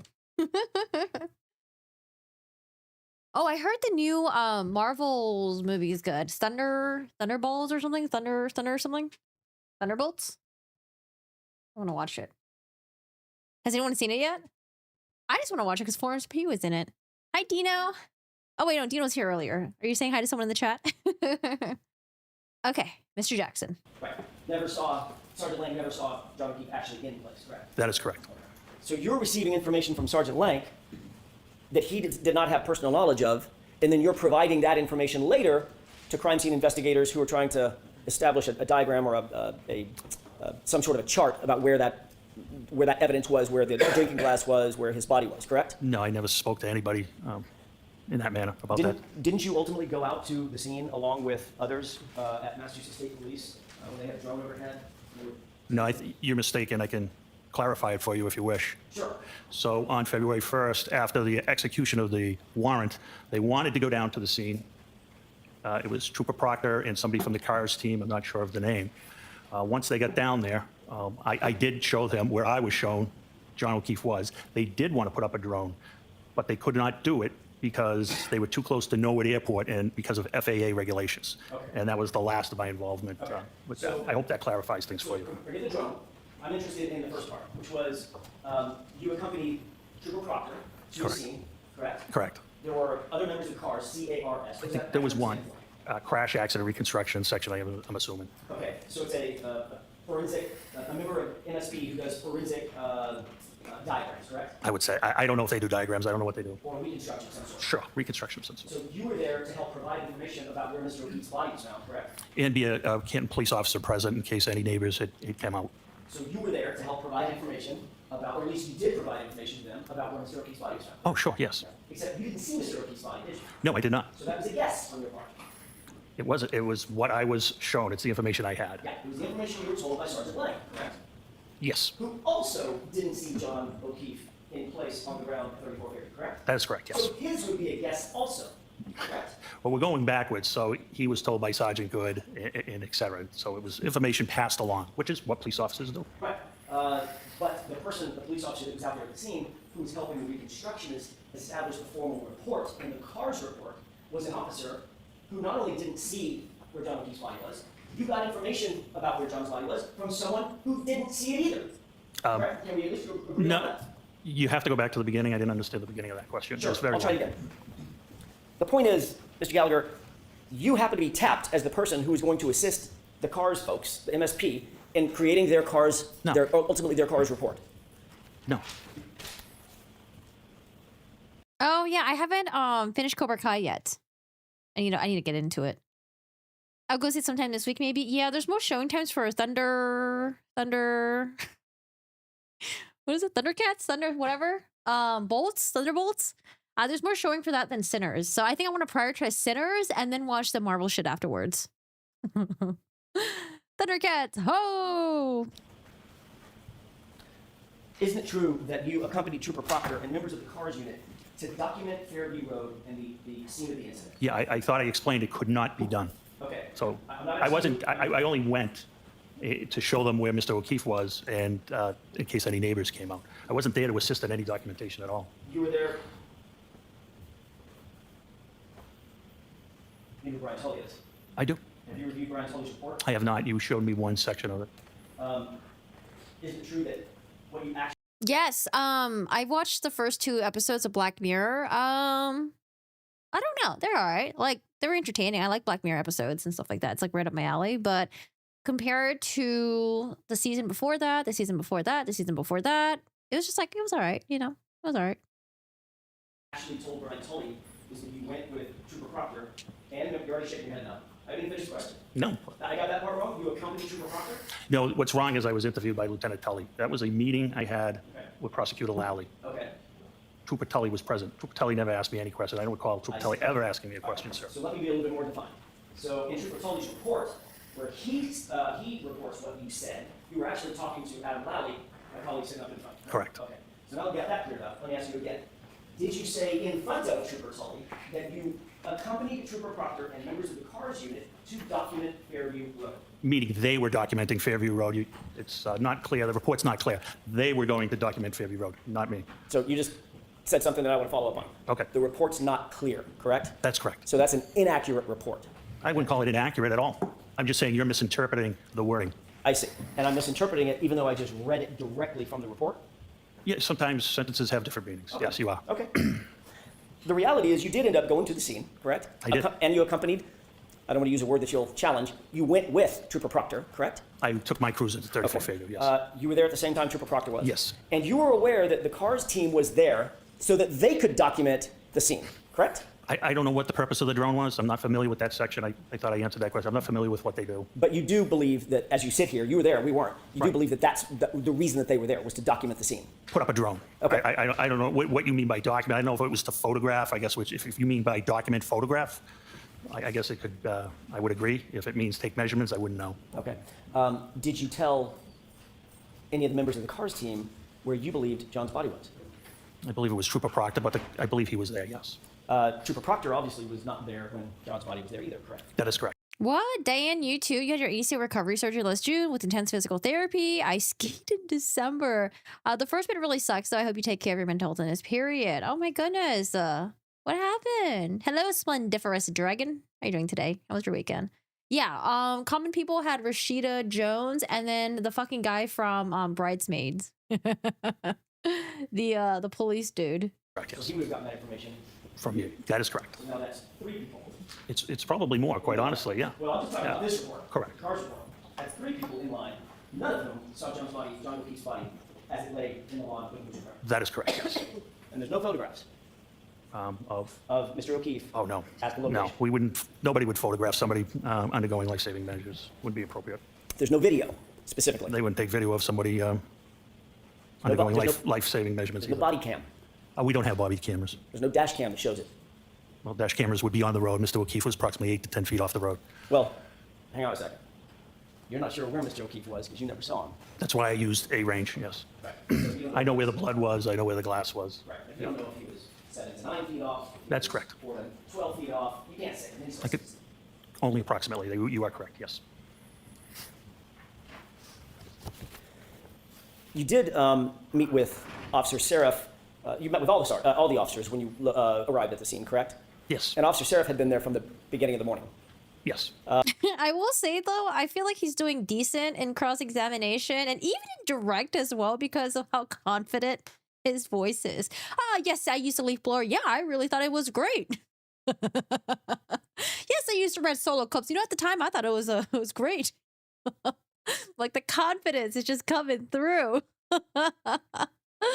Oh man. You love the police dude from Bridesmaid? I was annoyed of him in the movie. I was so annoyed of him. I don't know. Bridesmaid was so good, but then the second half of the movie just like sucked. But he seems like a sweet guy, but I was just annoyed of him. But I was more annoyed of the girl though. She was so fucking annoying. Oh god. ACL surgery was intense. Worst pain I've ever felt the following week. Yeah, I was like, damn man, what are y'all doing out there? But okay, skiing, yeah, I can see that being active. Yeah. Oh boy. Officer Seraph didn't report to you at that time any statements attributable to my client. He did not know. You later went back to 34 Fairview with Sergeant Lank. That's correct. And you rode back. Did you ride back to Canton PD with Sergeant Lank or separate cruisers? Which time? I I'm sorry. apologize. That's a vague question on my part. You went back to 34 Fairview with just Officer Lank, and you described the circumstance in which you went in, you were let in by. I mean, he's retired now, so we ain't got to worry about him. But yeah, the confidence in his answers. If he was still a detective, I'd be like, ooh, a little bit sweaty, man. By Brian Albert. He went to the kitchen. You were in the family room or some other place. Right by the kitchen, yeah. Right by The the room kitchen. off the kitchen, yes. Okay, so right next to where he was interviewing. That's correct. Jennifer McCabe. Yes. Did you ride back from that meeting with, or that event to Canton PD with Sergeant Lank? Yes. And Sergeant Lank didn't say anything to you about his interview with Jennifer McCabe at that time. I don't recall our conversation on the way back. Okay. And you didn't write a report about any conversation that you had with Officer Seraph. You didn't write a report about any conversation you had with Sergeant Lank. No, they're responsible for writing their own reports. Got it. You did say that. Let me back up and ask a different question. You testified about a year ago in another proceeding. You talked a little bit about the evidence. Yeah, you're good mentally. First physical therapy session tomorrow. I'm just started sleeping on my back. Oh, I hate sleeping on my back. That's the worst. And me sweating go up the stairs. Collection of the biological material, the blood, or I'm guessing at that time, presumed blood. You haven't done any testing. That's correct, yes, sir. But you assumed it was blood just because of your experience and it looked like it could be blood on the street. That's correct. How far were you from Canton PD, approximately? A drive. Mile and a half. Mile and a half. You had your cruiser with you, I had my personal vehicle with me. your personal vehicle. In other words, you were ambulatory. You could get from point A to point B if you wanted to. Yeah, I was the scene supervisor. I wasn't leaving the scene. Okay. But you also had subordinate folks at the scene that you could have dispatched had you wanted to. Correct. They all had cruisers, Yes, they did. or personal vehicles. I'm not sure which. I'm sorry? Or personal vehicles. I'm not sure which. I was the only one with a personal vehicle. Detective Sergeant Lank had a Toyota Tundra pickup truck that is not marked, but it's assigned to our detective unit. So if you wished to, as a ranking officer at the scene, you could have dispatched one or more of those officers to run an errand, to go do something in furtherance of the investigation, had you wanted to. Yeah, I actually did that. Okay, you did. What did Yes. you do in that regard? Remember, I sent Sergeant Good to get the leaf blower. Got it. Honestly, I think because everyone was so surprised about the leaf blower, the red Solo cups, and the defense was like really playing it up in trial number 1. I think trial number 2, they should have also pretended this is the first time they learn about leaf blower and the red Solo cups, you know? Because I feel like the impact of the surprise is not really there in trial number 2. But like, man, they should just play it like, man, you use red Solo cups, you use a leaf blower, and then you store it in what now? In a shop and stop bag? Like, I don't know, they should act like it's the first time they're hearing this, you know, just so they could just play it up a little bit, you know, even though we've already seen it, just play it up for the jury. You also know that Canton PD has evidence collection bags at Canton PD. Yes. You also know that they have materials and tools to gather biological material, correct? We do have swabs, yes. Okay, we get in there. And those swabs go in little containers to maintain their they're sanitary in nature, correct? That is correct. In other words, if you see a blood stain, you don't just walk up with a Kleenex and find on the ground and wipe it up. There's your blood stain. There's a process for gathering that type of evidence, correct? Sure, if you're looking for DNA, you can use a bloody Kleenex, to your point. It'd be kind of an emergency. Yeah, absolutely. My point exactly. But if you're I wonder if Jackson's okay. I don't know if it's just the camera or what, but he's looking like really red today. You okay, Mr. Jackson? Maybe it's a little bit hot in there. I know sometimes you have to turn off the AC because it gets a little too loud to hear the witnesses. mile from the Canton PD, Yeah. you could have gone back and done a swab, Could have. but you didn't. Didn't want to because of the weather. Because you just said because it's an emergency, and we thought it was an emergency there. I mean, the storm was coming down terribly, and I believe if we didn't collect that biological matter, we weren't going to get that biological matter. But Canton PD was a mile. That was an emergency there. I mean, the storm was coming down terribly, and I believe You could have gone back and done a swab.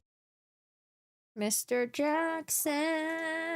Mr. Jackson. Oh, by the way, happy Cinco de Mayo. My neighbors were blasting up the music earlier. I don't know what they're doing now, though. I thought they were going to just blast music all day. Celebrate. Are you guys doing anything for Cinco de Mayo?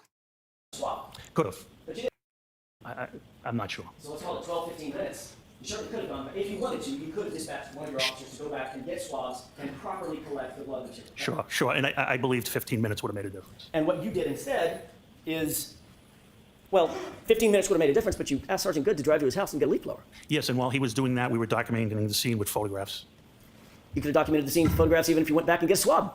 What's the difference? because we were ongoing. It was ongoing. I wasn't leaving the scene. I didn't ask you to leave the scene. I didn't ask if you were I leaving the needed scene. the other officers. We talked about scene security. I already let one officer go. I now have 3 left. We're securing that scene. So you saw pink stains in the snow, correct? That's correct. And you said, Officer Good, probably called Sean, Sarge, go home and get a leaf blower. That is correct. Could have said, Officer Mulaney, get your butt over to Canton PD and pick up 10 swabs, correct? He wouldn't have had access to the swabs Oh, so now one of your officers could have gotten swabs, even if the lieutenant or ranking lieutenant had dispatched him to go get a swab. because he doesn't have access to the BCI, the Office of BCI, where our stuff is kept. Could you have made a phone call? No, nobody there would have had access at that time. It was only Officer Dever on the desk. So you're the only person that could have gotten those swabs? Sergeant Lane could have gotten them as well. So Sergeant Lang could have too? Sure. But you didn't say that? No, definitely didn't. Okay. What you did do, however, is you went to the neighbor's house. That would be Tom Keller, right? The Lieutenant of Detectives, yes. Right. And Lieutenant Keller gave you red solo cups. Yes. I asked for plastic or glass containers. He had solo cups, and I utilized them. The same kind of solo cups that we all see at backyard barbecues. Yep, they hold liquid terrifically. They're also not sealed, correct? They are not. They're also not used normally. I mean, they were here. They're not normally used for evidence collection, correct? Oh, absolutely not. And then you decided you needed to transport that very important biological material back to Canton PD for storage and safekeeping, correct? That's correct. And why was it important? I mean, he's saying it with confidence. He's not faltering at all as he's testifying. To transport that blood material. So what are the factors that you considered, the weight and balance, in terms of getting that material back to Canton PD in good condition, sanitary condition? So a criminalist could extract a proper DNA sample. What would happen, for instance, if that blood material, I don't know, were contaminated? Contaminated how? You tell me. You're the professional. So DNA is pretty hardy, pretty forensically stable. The only things that are going to harm it are radiation, ultraviolet light, harsh chemicals such as bleach. That's not present here. DNA? Then you would have 2 sets of DNA when it's tested, which would benefit you. Well, depends on whose DNA it is. That's correct. That's correct. Right. Yeah, I'm going. Yes.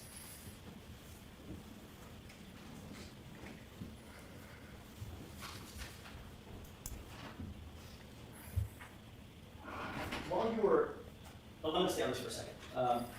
So obviously there's a reason why blood swabs or biological swabs are handled with such care. For instance, a DNA analyst is going to put on gloves. Correct. Oftentimes they're going to put on a mask, right? I don't know about that. Oftentimes they put on goggles, is that right? It depends what they're testing. Right. Yeah.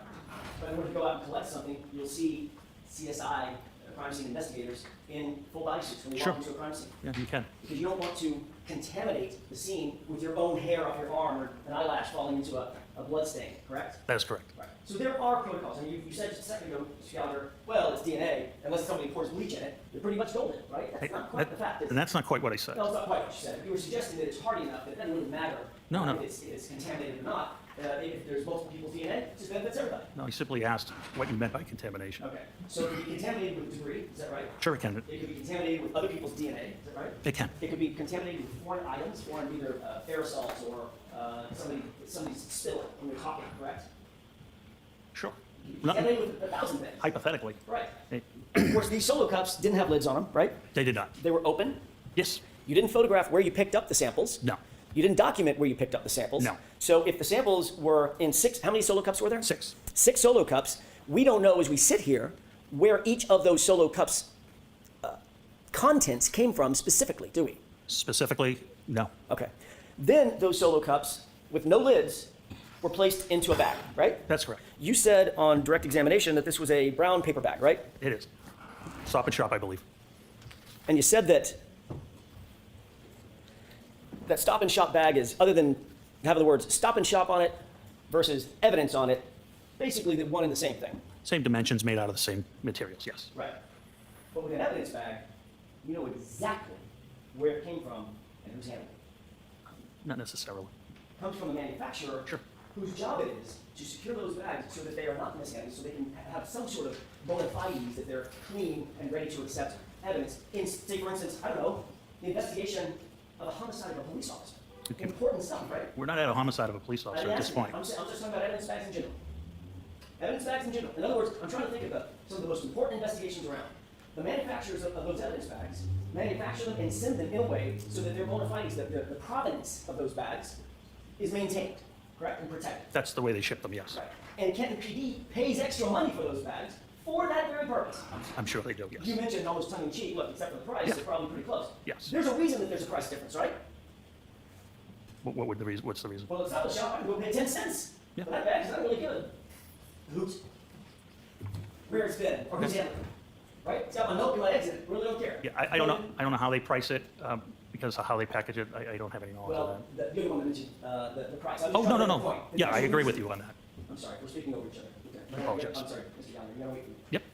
There's a reason. My point is there's a reason, right? Yes. That evidence bags are more expensive because there is a way they're manufactured and they're taken care of, and Canton PD is willing to pay that extra price, like every other law enforcement agency, because of that, correct? All right.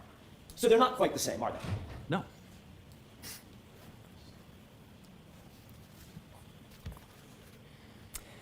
Those solo cups were placed in the evidence bag uncovered. Yes. The evidence bag was then placed in Sergeant Lank's vehicle. It was closed and Sergeant Lang transported it to his vehicle. Yes. When you say closed, you mean the top of it was rolled up? Correct. Or folded over? Correct. Okay. It wasn't forensically sealed. Not at that time, no. There was no evidence tape that went on it. Not at that time, no. Matter of fact, the cups were still open and could slosh around. Uh, Assume they melted. yes. There's liquid blood and liquid water, like That's correct. snow. That's correct. And you indicated that those were, at least you believe, those were placed in an evidence locker, temporary evidence locker, correct? No, the blood samples were put in. Hey, he's already exuded the confidence. He's got to carry the confidence all the way to the very end, the cross-examination. Was there any evidence collected that was used in trial number 1? What do you mean? A refrigerator. No, it's not the prosecutor. This is the defense attorney right now, who's doing the cross-examination. My mistake. I thought the refrigerator was the temporary storage locker. It's different? Yes, lockers are not refrigerated. That's where the glass would go into a locker. Okay. This was placed into an evidence refrigerator. That's correct. That was to maintain the integrity of the sample, the biological sample inside the cups, correct? That's correct. Do you have an evidence log of that? I don't know. You've never seen an evidence log indicating that those were actually put into a refrigerated evidence locker, do you? I removed them myself, so I know they were in the refrigerator unit When did you remove them? on February 1st. Right. We're talking about January 29th. They were taken to Canton PD by Officer Lang, Sergeant Lang, on January 29th. I'm just asking, well, let me ask a foundational question. Does Canton PD maintain something called evidence logs? I don't know the answer to that. I'm not the evidence officer. No. There is, it's all computerized. Right. So like I explained earlier, when they do get logged in, the officer puts the description of the property, hits the space bar, and the computer generates an evidence number. Right. And that evidence number is associated with just that piece of evidence? Just that piece of evidence, correct. And every time it's checked out or put back in, there is a log created, correct? Yeah, they do it by computer, yes. It's a digital fingerprint. Correct. All right. I mean, you're a former narco specialist, right? You did narcotics for years, right? I did. Drugs, about the most sensitive thing out there, right? I mean, you get bottle of fentanyl, you're not just going to set it on the evidence subject's desk. You're going to make sure that damn thing gets logged exactly how it's supposed to, correct? Of course. Because it needs to have a trace of where it goes and who touches it and who has access to it, correct? That is correct. You've never seen an evidence log for these items that were taken from 34 Fairview and supposedly put into the, well, not supposedly because you took them out, and ultimately went into a refrigerated evidence log. Yeah, I wouldn't have access to the evidence log. It's our evidence room is a very strict process. There's only 2 people that can even have access to the permanent, once it goes into permanent evidence. And it's the admin sergeant that changes the custody when it comes out for court, if an item has to come out for court, or if it has to be transported to another agency, or if an officer needs it removed from evidence for further inspection, the admin sergeant would take care of that. That's the way it's Mr. Jackson, you're not going to finish today, right? No, I'm In not, 2 no. minutes. He's like, hell no, I got way more to do. What? It's hard to hear them. They're so loud. Is it too loud? All right, 2 questions. Well, okay. Jackson is like not really that close to his microphone. He's like walking around a little bit. You can hear the witness, but yeah, Mr. Jackson might be a little bit like a fishbowl.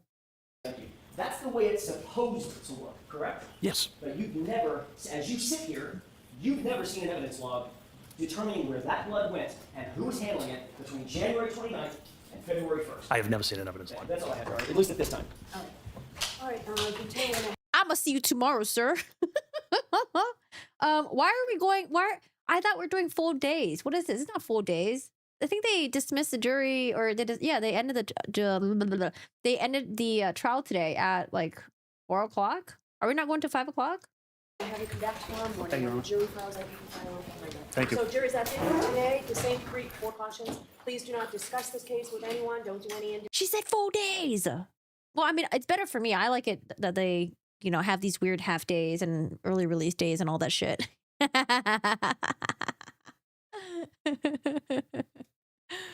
Oh, man. Hey, Kuya Jr., how are you doing today? How's it going? Hello, hello. You have a severe thunderstorm watch again? Oh, no, I hope everything's going to be fine. Hopefully the power will be good. Hopefully the eggs will be good. Which reminds me, I didn't see where my fucking eggs. Independent research or investigation into this case. If you happen to see, hear, read anything about it, please disregard and let us know tomorrow, and be very careful with your social media use. All right, see you tomorrow. Thank you. All right. Okay, so now we know. 4 days are until 4 o'clock. Yay. Yippee. Well, it is Cinco de Mayo. Some people just got to get their margarita on, I'm just kidding.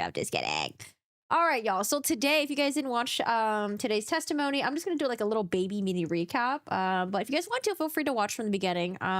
We jumped around with some of the testimonies of the witnesses, but I really want to listen to law enforcement because, like I said, I think trial number 2 has been going way more smoother for the state this time around.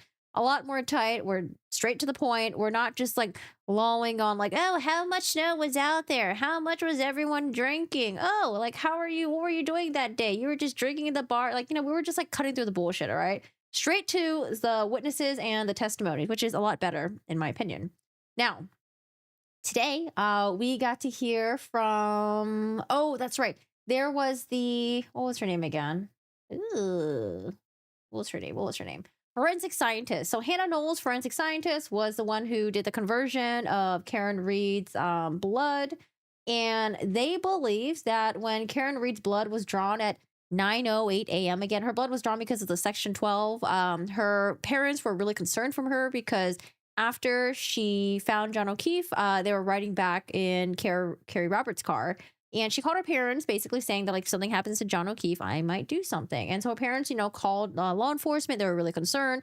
They brought Karen Reed back to 34 Fairview, and she was taken by ambulance to the hospital. This is the same hospital that John O'Keefe was being treated at. Now, they believe that Karen Reed's blood alcohol level would have been... Shit, I had it. I lost it. At the time that her blood was drawn, they believe that it was between 0.078 and 0.92. Again, the legal driving limit is like 0.08. However, they did some other conversion thing where they believe that at the time of her, possibly hitting John O'Keefe, that's the state's theory, that her blood alcohol level would have been 0.14 to 0.28. Now, I remember from last trial also that in cross-examination, the defense was trying to say that, like, oh, is it possible that the blood sample that you got from the hospital wasn't, done very well or isn't very good. That could have an effect on the results. And then also this conversion thing that they are doing, whether or not it was like really reliable. And then we got to hear from Ryan Nagel. Again, Ryan Nagel never went into 34 Fairview, and lucky him, didn't go to 34 Fairview. But Ryan Nagel went to go pick up his sister who was inside, Julie Nagel, and we haven't heard from Julie yet. We got to hear from Julie soon, but we haven't heard from her yet. He went to go pick up his sister, and she wanted to stay longer. And so he said that when he was driving past by Karen Reed's SUV, who was parked in front of 34 Fairview, he saw her, but didn't see anyone in the seat next to him. Brennan was trying to make it a point with another witness as well, because who also testified after him was Ryan Nagel's ex-girlfriend. Same thing, ex-girlfriend was in the car, and she said that, when they're passing by Karen Reed's car, they noticed a female, but, she didn't see anyone next to her. And so Brennan was trying to make a point saying that, like, well, you never saw anyone going from the black SUV to the house, did you? He was like, no. Did you see anyone get out? Did you see anyone cross the lawn? No, no, no. So I think Brennan's trying to say, well, if you guys didn't see John O'Keefe in the passenger seat, it's possible that he could have just been right outside on the other side of the vehicle. Maybe he had just gotten out or something. Last year, I was thinking maybe they didn't see him because John O'Keefe is tall. Maybe he had his seat back a little bit more. Maybe his seat is pushed back because he probably has long legs. He's like 6'2", I think. So maybe that was the possibility, but it seems like Brennan is opening to the possibility that maybe John O'Keefe did get out of the car, but he was still on the other side of the black SUV, and that's why people may have not seen him in the passenger seat. And then Yannetti brings up, maybe you guys weren't really paying attention. Maybe you guys were distracted. Maybe you were on your cell phone while you were waiting. Maybe it's possible that you missed John O'Keefe going inside the house. And then we got into Sarah Levinson. So Sarah Levinson did go inside the house. I guess I should show you guys the witnesses. So this is Ryan Nagel. This is the brother who came to pick up the sister. This is the forensic scientist who did the conversion stuff and the guesstimation of Karen Reed's blood alcohol level. This is the ex-girlfriend, again, who never went inside 34 Fairview, but saw Karen Reed in the car and didn't see John O'Keefe in the passenger. This is Sarah Levinson, I think that's her. But she went inside the house at 34 Fairview. They were celebrating a birthday party at that time. It was the Albert's son's birthday. And so she was supposed to go home with, I think, Julie Nagel. Oh, no, I think maybe Julie Nagel was going to get a ride home by herself. But instead, Jen McCabe offered to give a ride to Julie Nagel and Sarah Levinson so they could hang out, stay longer, and celebrate Brian Albert Jr.'s birthday. And she didn't really see anything. She said she came outside of the house, and they went straight directly to the car. It was cold. She was focused on the shoes that she was wearing because the shoes that she was wearing was not appropriate for the snow. And her mom had said something about it before. And so that was like kind of in her mind. They left the house with the McCabe's at 1:30 to 2. And she didn't see anything because, they were talking about the bread stuff and, wasn't really paying attention to the flagpole area. She did say, however, that she did go over to the Albert's home probably like 20 times. She's friends with, again, Brian Albert Jr., and she never met the dog. And again, the defense team is trying to make a point that, like, oh, you didn't meet the dog because the dog was not good with strangers, right? And so that's a possibility right there. And they mentioned that when she left at 1:30, how much snow was on the ground. And she was like, I don't know, light dusting on the snow. But again, she didn't see anyone on the near the flagpole or near the fire hydrant. Next witness to testify. Again, this witness, the defense was really getting on her last year and, again, this year. Firefighter McLoughlin. Again, she was also another firefighter on the scene who was trying to treat John O'Keefe at the time. And she also said that she heard the statement, I hit him, I hit him, I hit him. But I don't think she said it 3 times. I think she said it twice. I hit him, I hit him. And so the defense is trying to discredit her by saying that, like, oh, well, you're friends with Caitlin Albert, right? Caitlin Albert lives in 34 Fairview, right? Is it possible you're trying to cover for her? Is it possible that you're part of this conspiracy cover up? And so she was saying that, like, oh, like Caitlin Albert and I were in the same, circle of friends, but I'm not friends with her. Like, we don't hang out in a one-on-one setting, but they went to a baby shower together. And there was a picture that was shown last year of, like, them at a baby shower, taking a picture with the person that was pregnant. And then also there was a picture that was it was like a beach, overnight trip or something like that she went on with Caitlin Albert as well, but with other people. But I mean, I could totally see as like, you might hang out with someone in the same circle setting or like, friendship or group setting and stuff like that, but you might not consider them friends. I feel like I have many people that I don't consider them friends, but we hang out in the same group settings, right? So I could see that. But again, defense was also trying to hammer her on as well of whether or not did the other firefighters hear the I hit him statement, or did they hear it from her and she was the one that relayed the information to them? Which is why Jackson, the defense attorney, was really trying to get into, okay, so when you heard the statement, I hit him, were the other two firefighters in the ambulance? Were the doors closed? But firefighter Nuttall, who was the first person to testify in this trial, he did say that it wasn't just once that he heard it maybe throughout, or maybe like a second time throughout the scene. Let's see, what else was there? And then we got to dun Officer Gallagher. Oh man, Mr. Confident over here. Officer Gallagher did not see John O'Keefe's body when he responded to the scene. John had already been transported to the hospital. However, he noticed that there was some pink in the snow, and he believed it was, could have been blood. At the time when he responded to the scene, though, he believed that John just maybe had a medical episode, so he wasn't really sure what happened. He was the guy who brought out the leaf blower, the red Solo cups. And as he's testifying in the stand, he was very confident. He was like, yeah, the leaf blower was great. Look, we even took a video. You could see the snow dusting off. So it seems like these guys don't really have the correct experience, I guess, to process a crime scene. State police was supposed to respond to the crime scene. However, they declined because I guess they didn't initially think it was a homicide. They probably just thought it was just like some sort of like, like a guy was outside in the snow and he just passed out or something.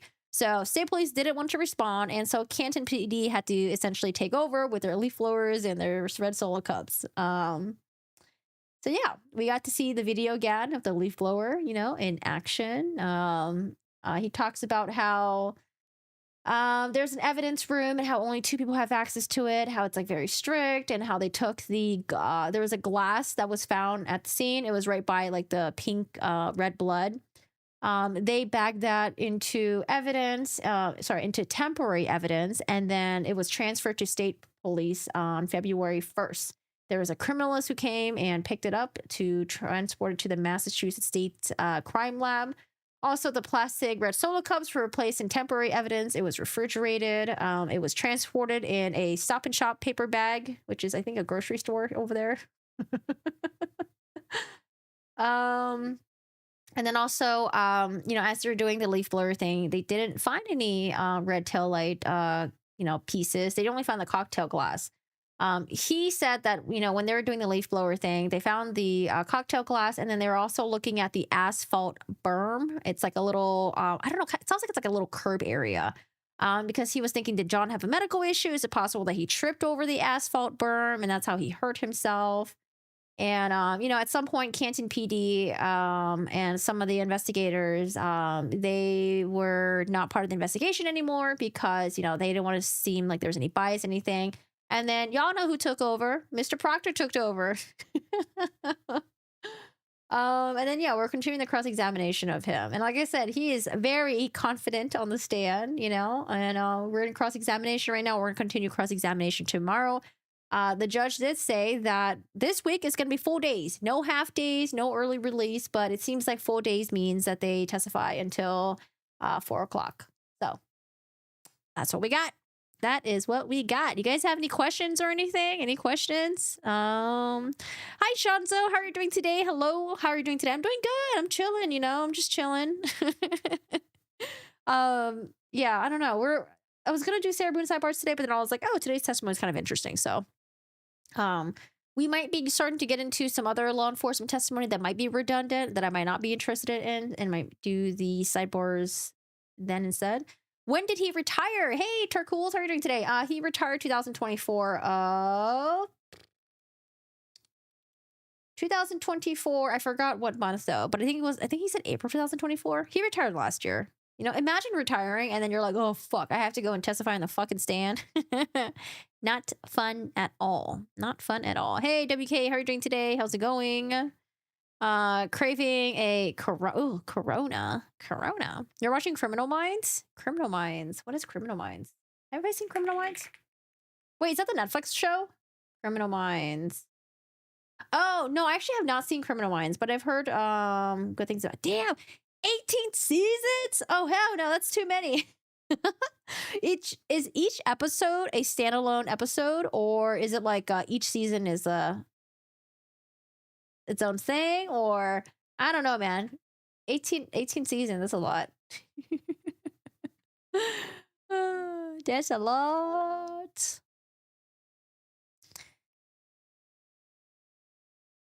It's such a good show. You've been binging it? Oh, really? They're mostly standalone? Okay.